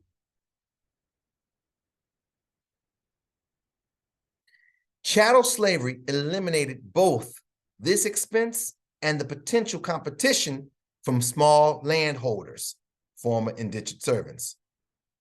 It is unlikely that this competition would have been a serious threat to plantation owners, but there was no need for planters to take the risk. Slavery was not an inevitable outgrowth of plantation economy. It was a rational choice among alternatives made by planters with a view toward maximizing profits. Okay, and then I think we got this section is the last section, I think. Let's continue on. Given the choice of slavery as a labor system, it was not inevitable that Blacks would be selected to be the slaves. The choice was consciously made within limits set by external conditions and the desire to maximize profits. Jordan argues that slavery was simply part of the general debasement of Black people. It was part of the general debasement of Black people. The form that debasement took was conditioned by economic practicalities. But the need to debase, and because we're thinking about debasement, think back to the things that we read earlier. Who are the folks that represent the Black slaves? The Moors. So there's already this hatred among the people of the era. Let me continue. The form that debasement took was conditioned by economic practicalities, but the need to debase Blacks, white racism, was the prime cause. So economic reasons became kind of a byproduct. The primary cause was, I'm white, you're Black, I'm a Christian, you're Moor, and I just don't like you. Go to Ezekiel chapter 35.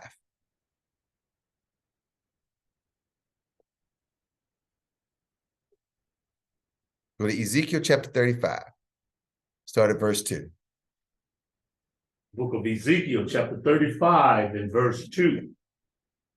Son of man, set thy face against Mount Seir. Now we come to verse 2 so that we can point out that this passage here is addressing Mount Seir. Mount Seir are the Edomites. Edomites are the Caucasians. The Edomites, they are the Caucasian race. Go on. Son of man, set thy face against Mount Seir, and prophesy against it, and say unto it, thus saith the Lord God, behold, O Mount Seir, I am against thee, and I will stretch out mine hand against thee, and I will make thee most desolate. I will lay thy cities waste, and thou shalt be desolate, and thou shalt know that I am the Lord. Read.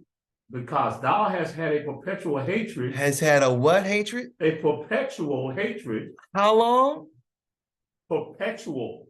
A perpetual, a never ending. Which is why in 2023, we still see this hatred at play. I was watching a video, I like watching Indisputable from time to time with Dr. Ritchie. and he was showing a video of a Karen. I think it was him. It might have been a video by what's my man name? Dark complected brother with the beard. He interviewed Bishop Nathaniel one go round. Are you talking about Whitlock? I can't think of his name. I can't think of his name. But anyway, however the case, right? However the case, they commented on the video to say, you know, for Karens to behave this way, only a person with a deep-seated hatred would behave like this. Look at the relationship between whites and blacks in America, whites towards blacks in America. And of course, I'm not talking about 100% all people. So don't try to hem me up on a technicality because you want to quantify it. But in general, right, there is a perpetual hatred at play. Read verse 5 again. Verse 5. Because thou hast had a perpetual hatred, and hast shed the blood of the children of Israel by the force of the sword in the time of their calamity, in the time that their iniquity had an end. In the time that their iniquity had an end. Why? Because had an end. We can come right back to this because I want to read verse 6. But let's go to Deuteronomy.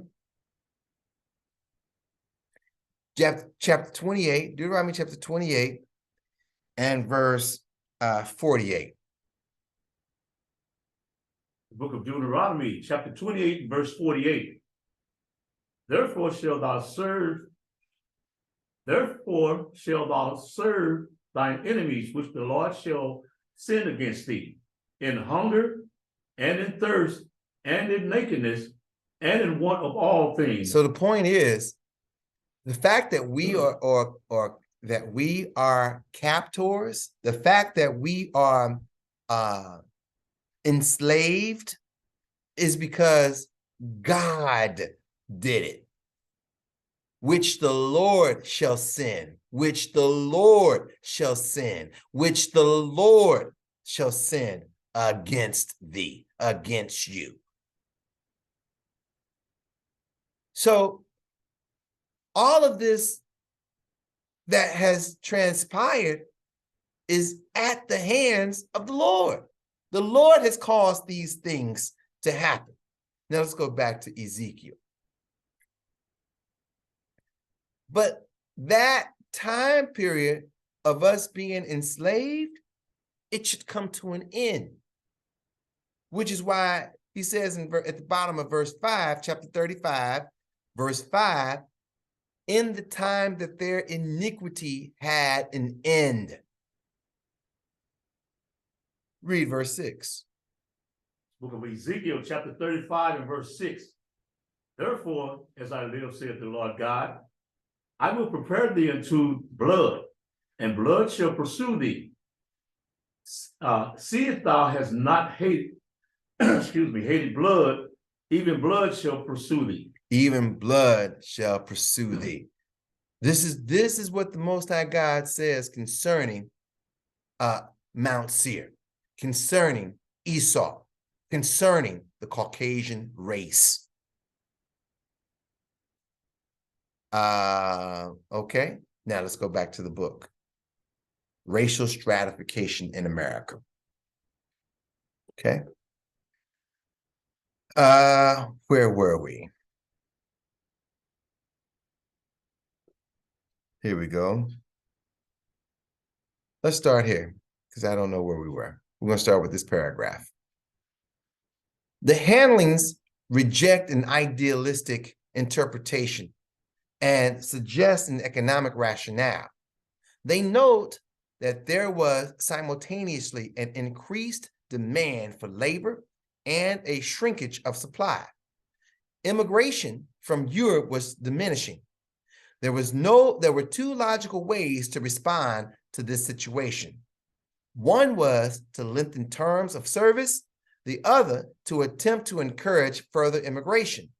White indentured servants communicated with Europe, and widespread reports were circulating in England and Scotland that servants were harshly treated and were bond in lifelong slavery. This was not an inducement for more Europeans to voluntarily become indentured servants.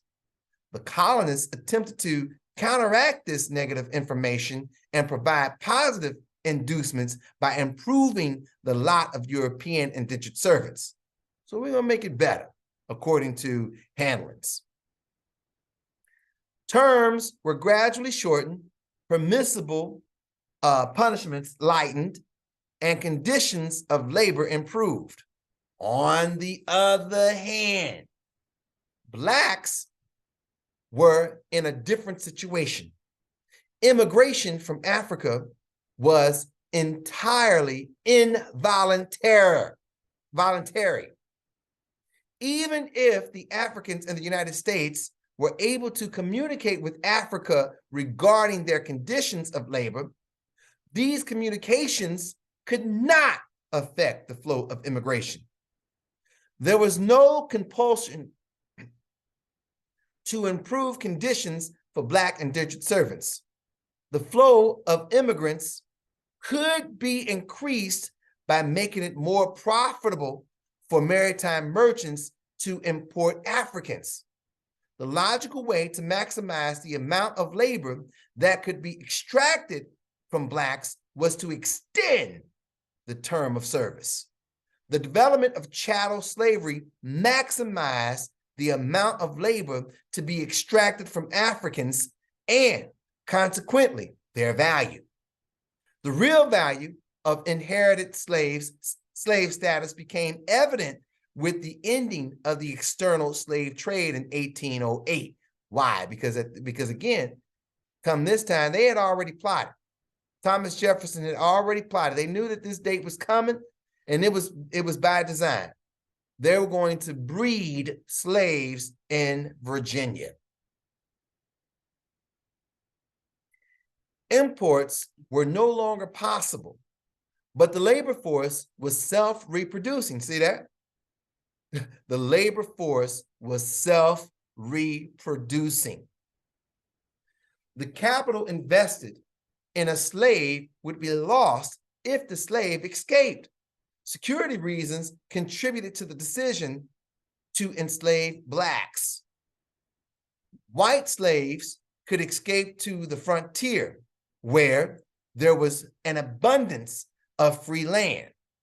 They would not be distinctive, and it would be assumed in the absence of evidence to the contrary that they were free men. Escape would be more difficult if slavery were restricted to Blacks. Skin color would become the brand of slavery, and the natural assumption would be that all Blacks were slaves in the absence of evidence to the contrary. It has often been argued that white ethnocentrism explains the differential treatment of whites and Blacks. Sometimes this ethnocentrism is given a biological twist in the suggestion that whites could not physically stand the type of labor. So they go off and say, no, that's not true either. That's not the case. Okay, let me fast forward a little bit. It said because whites was working in the hot heat. They can handle the hot heat. Plain to put, blacks, which it was cheaper to have Blacks, and we just have a hatred for you. Okay, so let's start right here. Harris argues that blacks were the most exploited people because they were the most defenseless. Wilson states that blacks were forced into a dependency relation with white settlers, at least in part because they were isolated and cut off from all social and communal ties with their country of origin. Noel notes that blacks did not have any external national power to protect them. No powerful forces in either England or the colonies cared about their status, nor were blacks and whites treated the same by existing bodies of law. Now, let's go to Leviticus.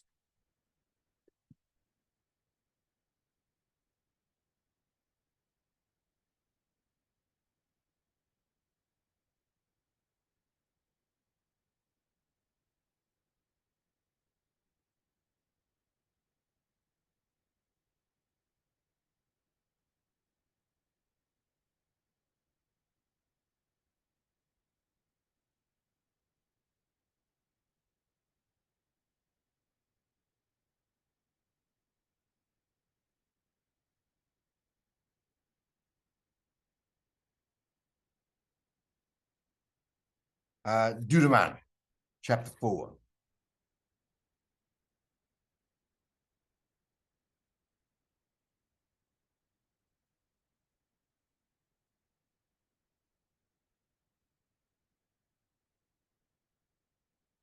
Okay.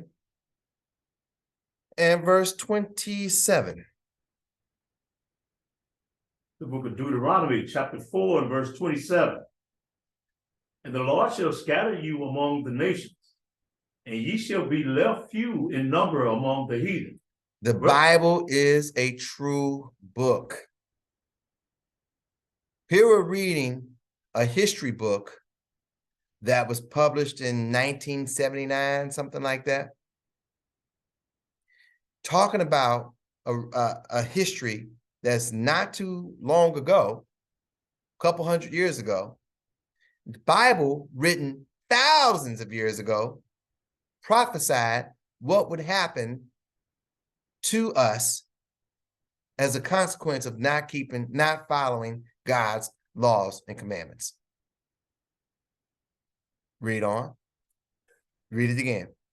From the top, Deuteronomy 4 and 27. And the Lord shall scatter you among the nations, and ye shall be left few in number among the heathen, whither the Lord shall lead you. Keep going. And there ye shall serve gods, the work of men's hands, wood and stone, which neither see nor hear, nor eat nor smell. And thus, that's what happened to us. That's what happened to us. Okay, let's continue with our book. Okay.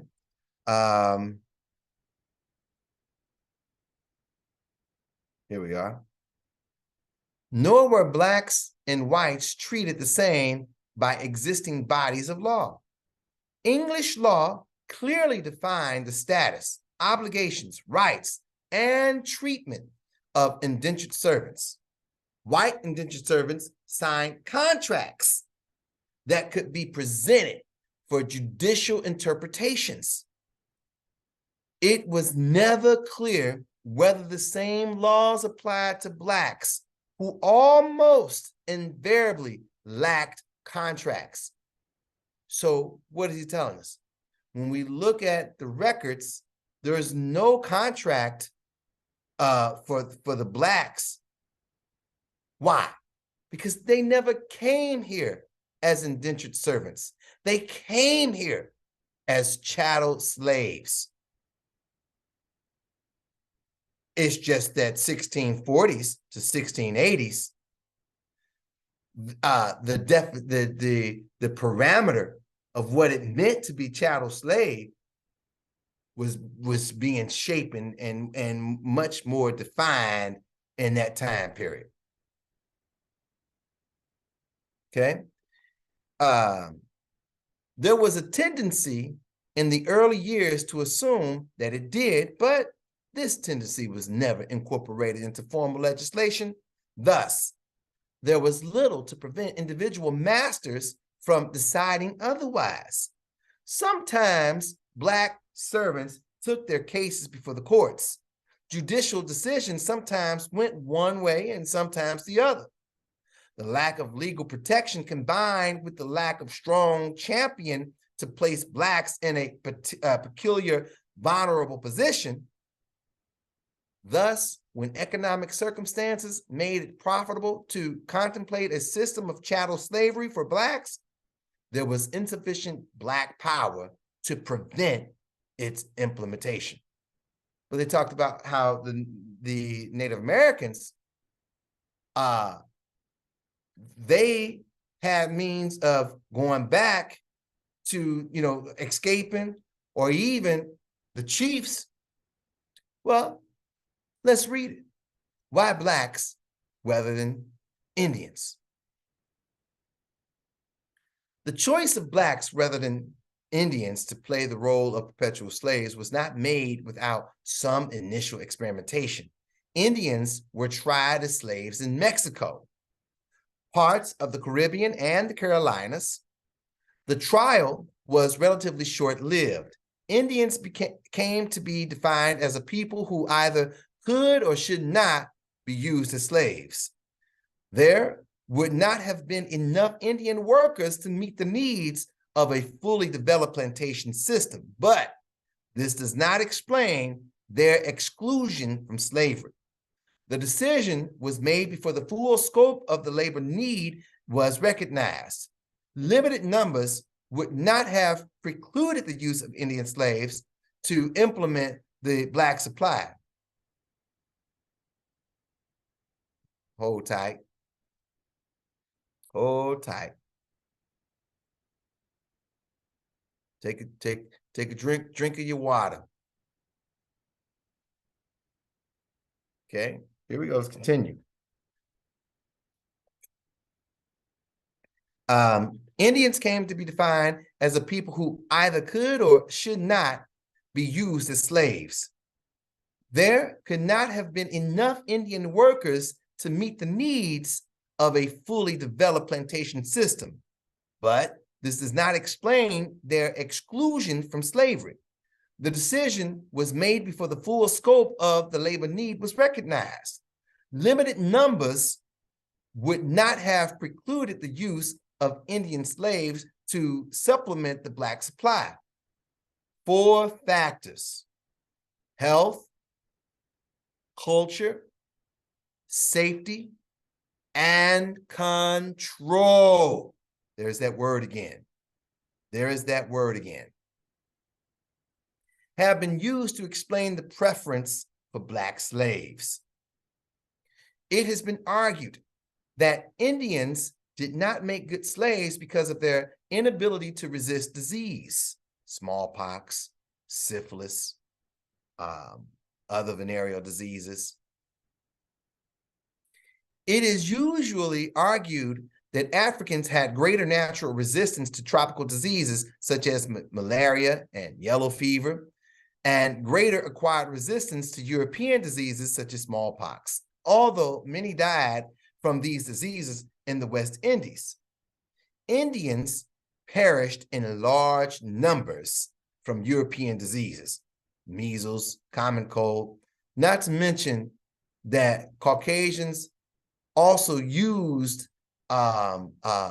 biological warfare against Native Americans in an effort to clear them out from the lands that the Caucasians wanted to occupy.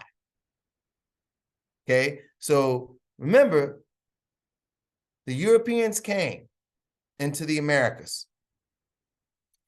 And when they came into the Americas, North America, speaking about North America,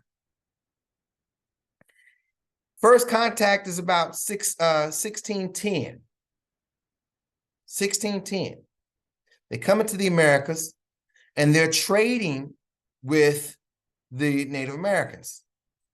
They're trading beads, they're trading clothes, they're trading guns.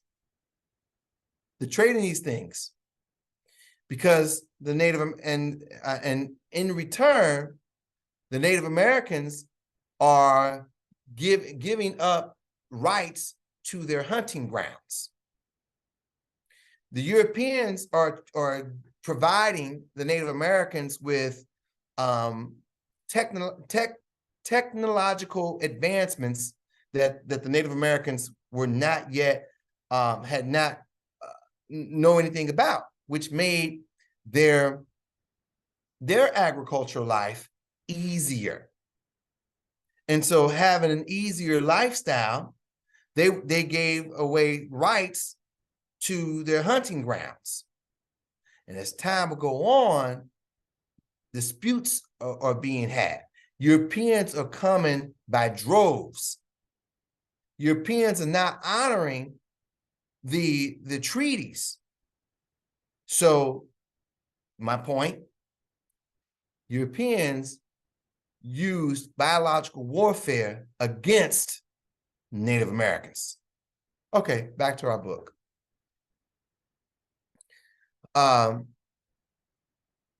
Where am I at?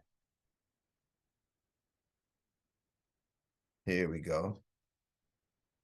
The Carolinas, like many areas of plantation development, are hardly tropical. These were areas which had indigenous Indian populations. It is a peculiar evolutionary theory that would suggest that Blacks were better adapted to life in areas in which Indians were the native population. How is that possible? Indians had a degree of countervailing power that Blacks lacked. Colonists came into contact with Indians as members of intact societies with a sense of solidarity, a functioning culture, a definition of peoplehood, and a sense of territoriality. The colonists were military superior to the Indian tribes and could have imposed their will on them by force, but Indians also had the ability to resist. If colonists enslaved an Indian, they risked an immediate reprisal. An Indian tribe that lost a member to slavery was in a position to launch a violent attack upon either the individual family or the entire community of whites who had taken the slave. Africans in American colonies did not have this degree of countervailing power. Why? Because they brought you on a boat from your homeland. Your homeland is across a large body of water. How are you going to get back home? You were sold.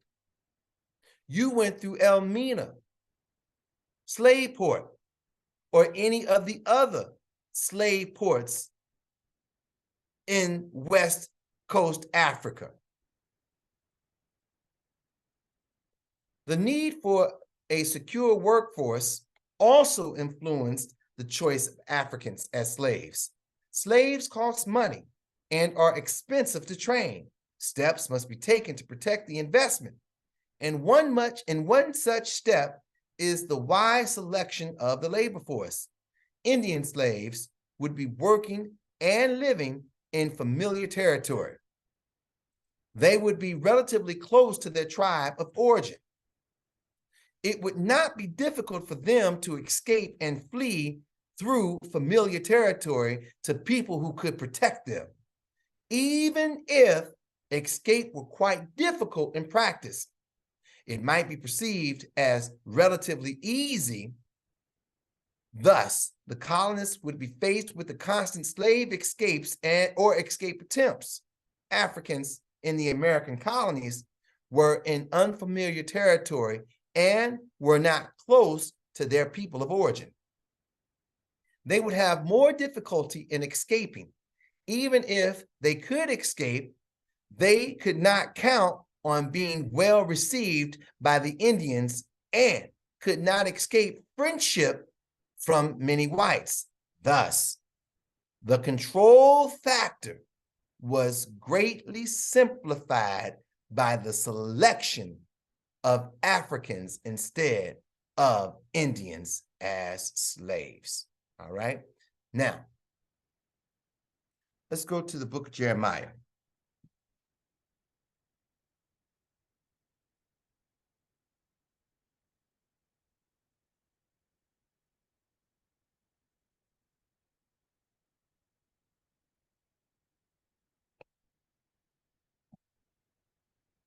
And chapter 2. Actually, chapter 1, verse 15.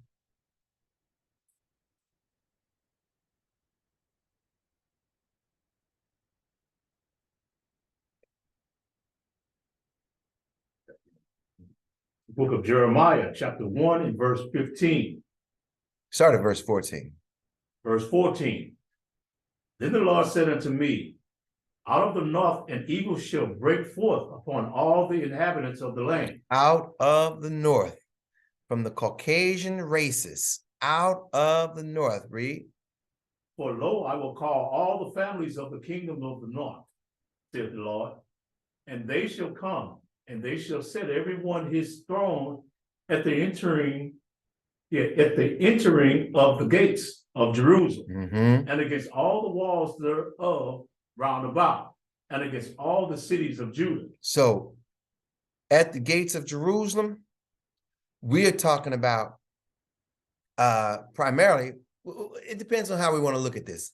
If we look at this in a historical context, the Bible, this biblical passage, then Jerusalem would constitute Judah, Benjamin, and Levi.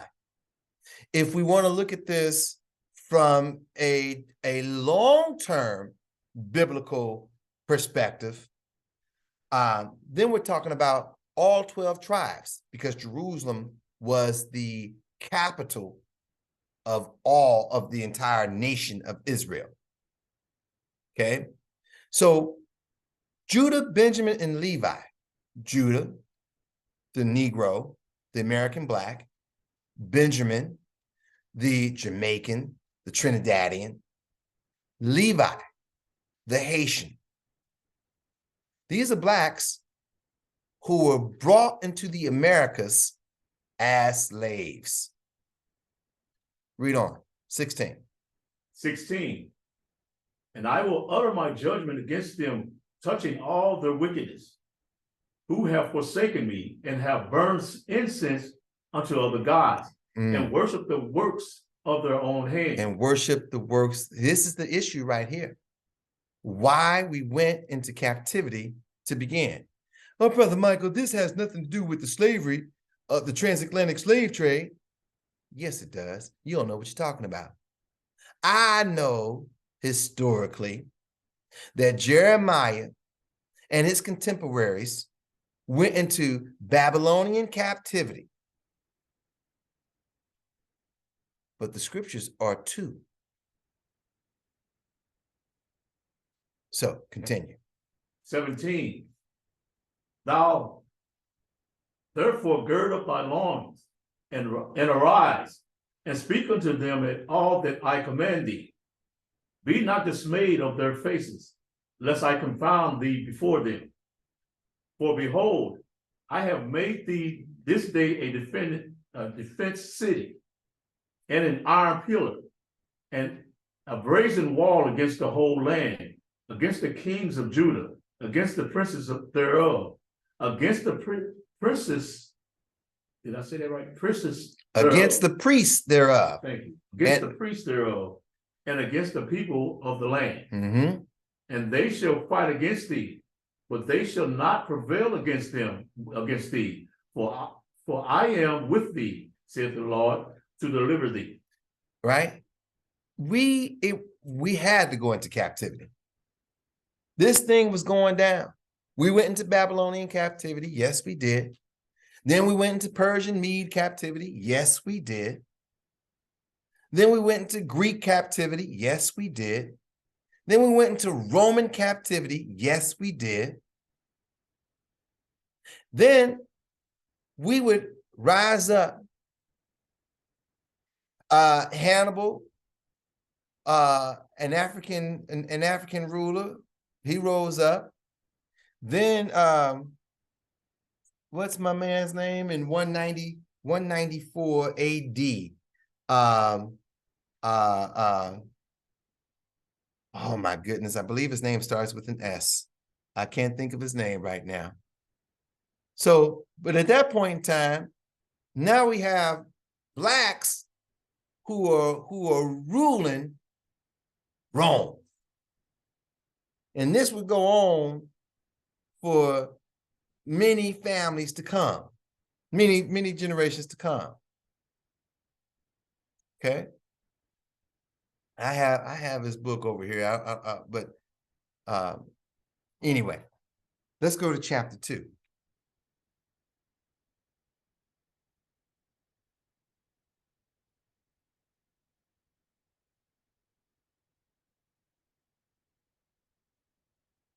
And start at verse 4. The book of Jeremiah, chapter 2 and verse 4. Hear ye the words of the Lord, O house of Jacob, and all the families of the house of Israel.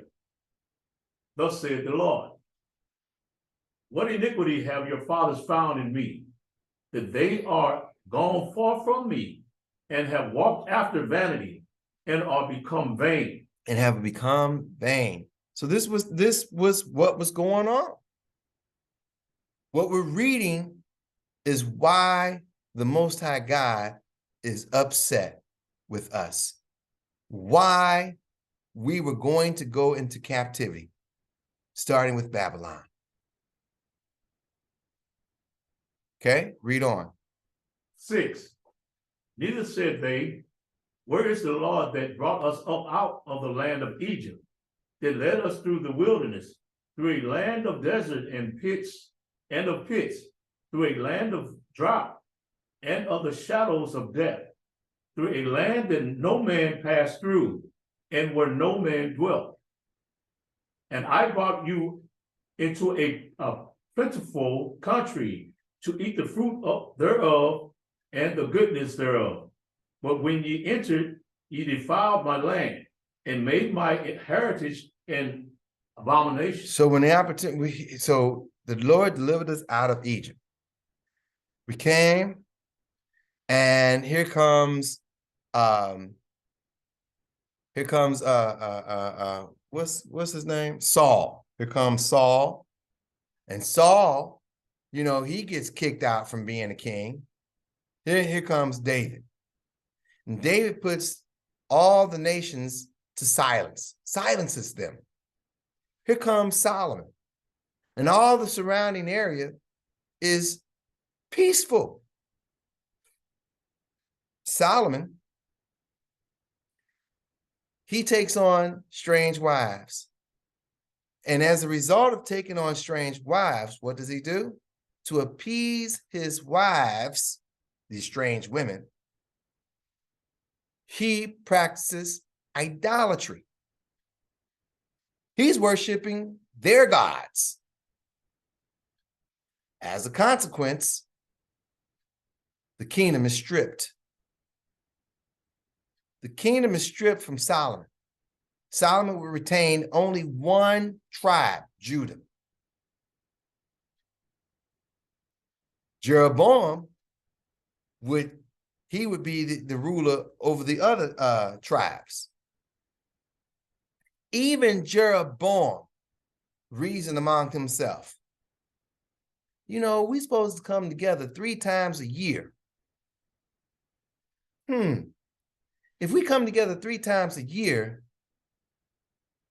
the people over time, they're going to mingle again. They're going to let bygones be bygones. What are they going to do with me? They're going to kill me. So he let fear, and what does the Bible say? God has not given us a spirit of fear.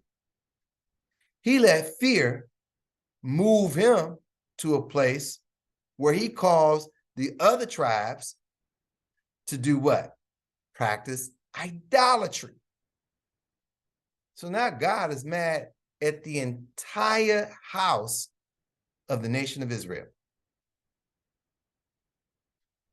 And so we're reading a brief history right here in Jeremiah. Now, at the time of Jeremiah, the northern kingdom, they had already gone into Assyrian captivity. So, all right. Go down to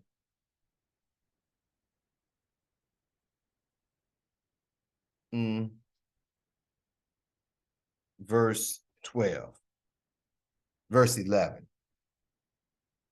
Book of Jeremiah, chapter 2 and verse 11. Hath a nation changed their gods, which are yet no gods? Which are yet no gods? Did the Romans stop worshiping Mercury and Venus and Mars? No. But we stopped worshiping the true God. Did the Chinese stop worshiping Malcolm? No.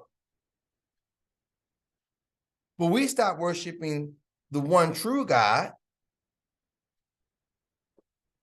Go on. Yes. Top. Had a nation changed their gods, which are yet no gods? But my people have changed their glory for that which does not profit. Mm-hmm. Be astonished, O ye heavens. Be ye astonished, O ye heavens, at this, and be horribly afraid. Be ye very desolate, saith the Lord. For my people have committed two evils. They have forsaken me, the fountain of living waters, and hewed them out cisterns, broken cisterns that can hold no water. So we rely on false deities rather than relying on the one true God. Even now, in 2023, better get out and vote. Democrat, Republican, get out and vote. This is how we behave. Instead of coming together, building together, and demanding as one nation, we're still divided. Read on. 14. Is Israel a slave? Is Israel a servant? Oh, I'm sorry. Is Israel a servant? Is he a homeborn slave? Is he a homeborn slave? They made us to be one. They had plantations where they were producing slaves, they were having men and women to be whores, to simply make baby slaves. Read verse 14 again. Verse 14. Jeremiah 2 and 14. Is Israel a servant? Is he a homeborn slave? Why is he spoiled? Why is he spoiled? Huh? Now jump down to verse 22.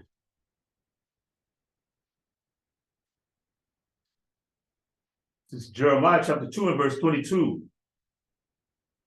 For though thou wash thee with nitrate. Okay. For though thou wash thee with nitrate and take thee much soap. No matter you get in that bathtub and wash yourself all over. You can get the dirt off. You can get the mud off.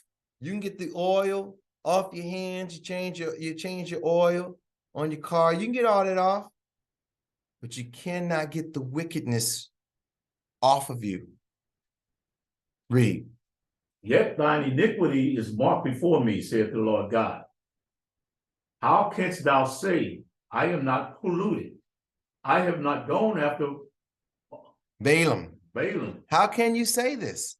How can you say when you keep Christmas, you keep Valentine's Day, you don't keep the Sabbath day as it's written, you keep none of the customs that are documented in our records for us to keep?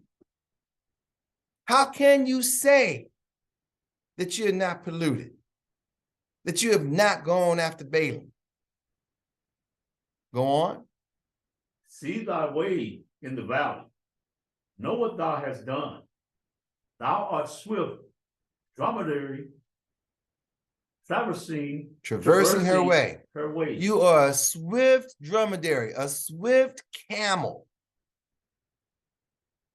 traveling in her own way. Okay, 24. 24. A wild ass used to be wilderness. Oh, I didn't say that right. A wild ass used to the wilderness that snuffed up the wind and her pleasure in her occasion. Which is why Keke Palmer will get on TikTok or what have you and talk about Huxtable, Clara Huxtable, and say she's bougie. So the concept that the Cosby Show brought to the table for Black Americans to aspire to, Keke Palmer says, keep it 100, meaning keep it ratchet. Huh? Your wild ass used to the wilderness. You got the one chick with the red hair. I don't know what her name is. She a rapper.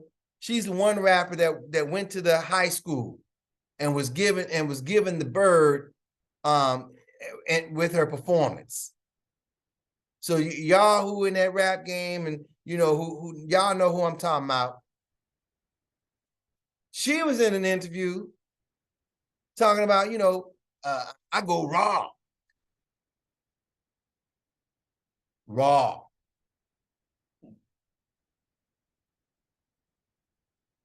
Right? She was talking about her girlfriend with prophylactics. I know I probably just enunciated that word wrong. I'm trying to use some dignified vocabulary in this moment. A wild ass used to the wilderness that snuffeth up the wind at her pleasure. Let me go this way. Let me go that way. Read on. In her occasion, who can turn her away? All they that seek her will not weary themselves. In her mouth they shall find. In her month. Oh, sorry. In her month they shall find her. In her month they shall find her. When that time comes that she ready to get busy, who gonna stop her? Who gonna stop her? The Most High God is using this to talk about us as a people. We are wild and not tame. We are uncouth and not civilized. Okay? Go to chapter 3, verse 1. Wait. Yeah, go to chapter 3, verse 1.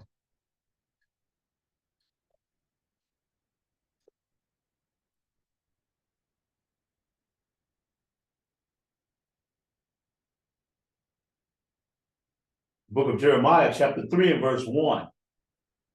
They say, if a man put away his wife, and she go from him, and become another man's, shall he return unto her again? Not according to our custom in Deuteronomy chapter 24, no. She can't return. Go on. Shall not that land be greatly polluted? After the two of y'all then parted ways, and in the time period of being apart, she gets with another man. But the Bible says she is greatly polluted at that point. Read on.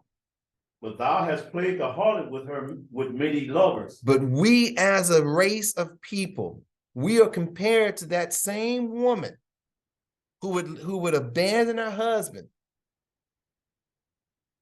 And it said that we have played the harlot. In other words, we got involved with Islam, we got involved with Christianity, we got involved with voodoo, we got involved with hoodoo. I'm not just rhyming. These are actual terms. Read. Yet return again to me, said the Lord.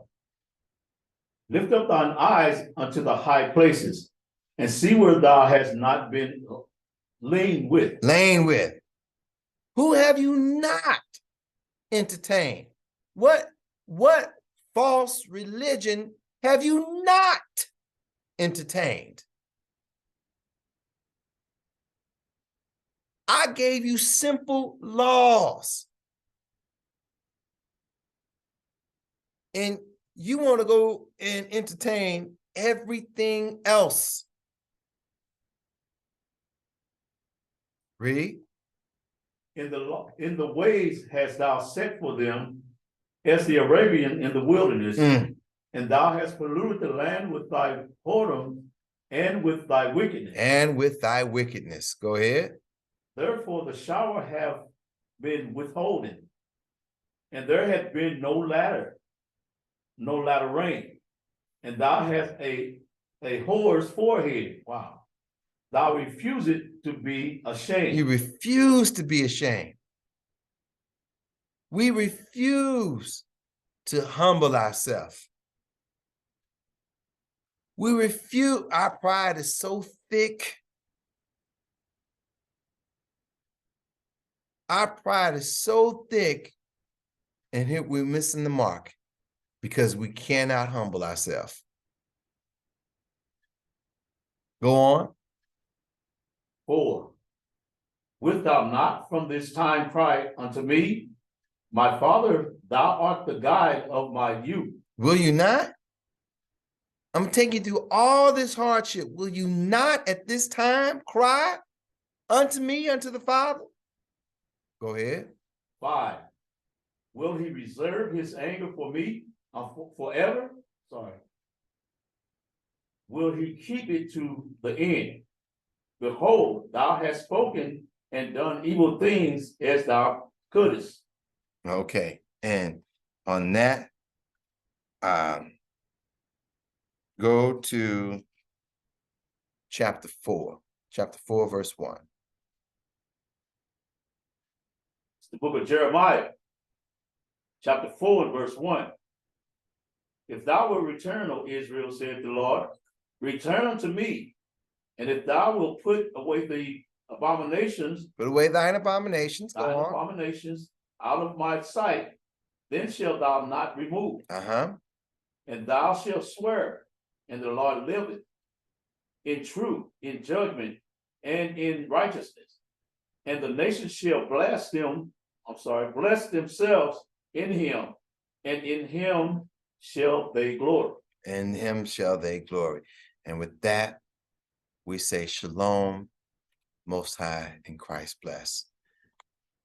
Like this video, share this video, subscribe to the channel, and we shall see you next time, Lord willing.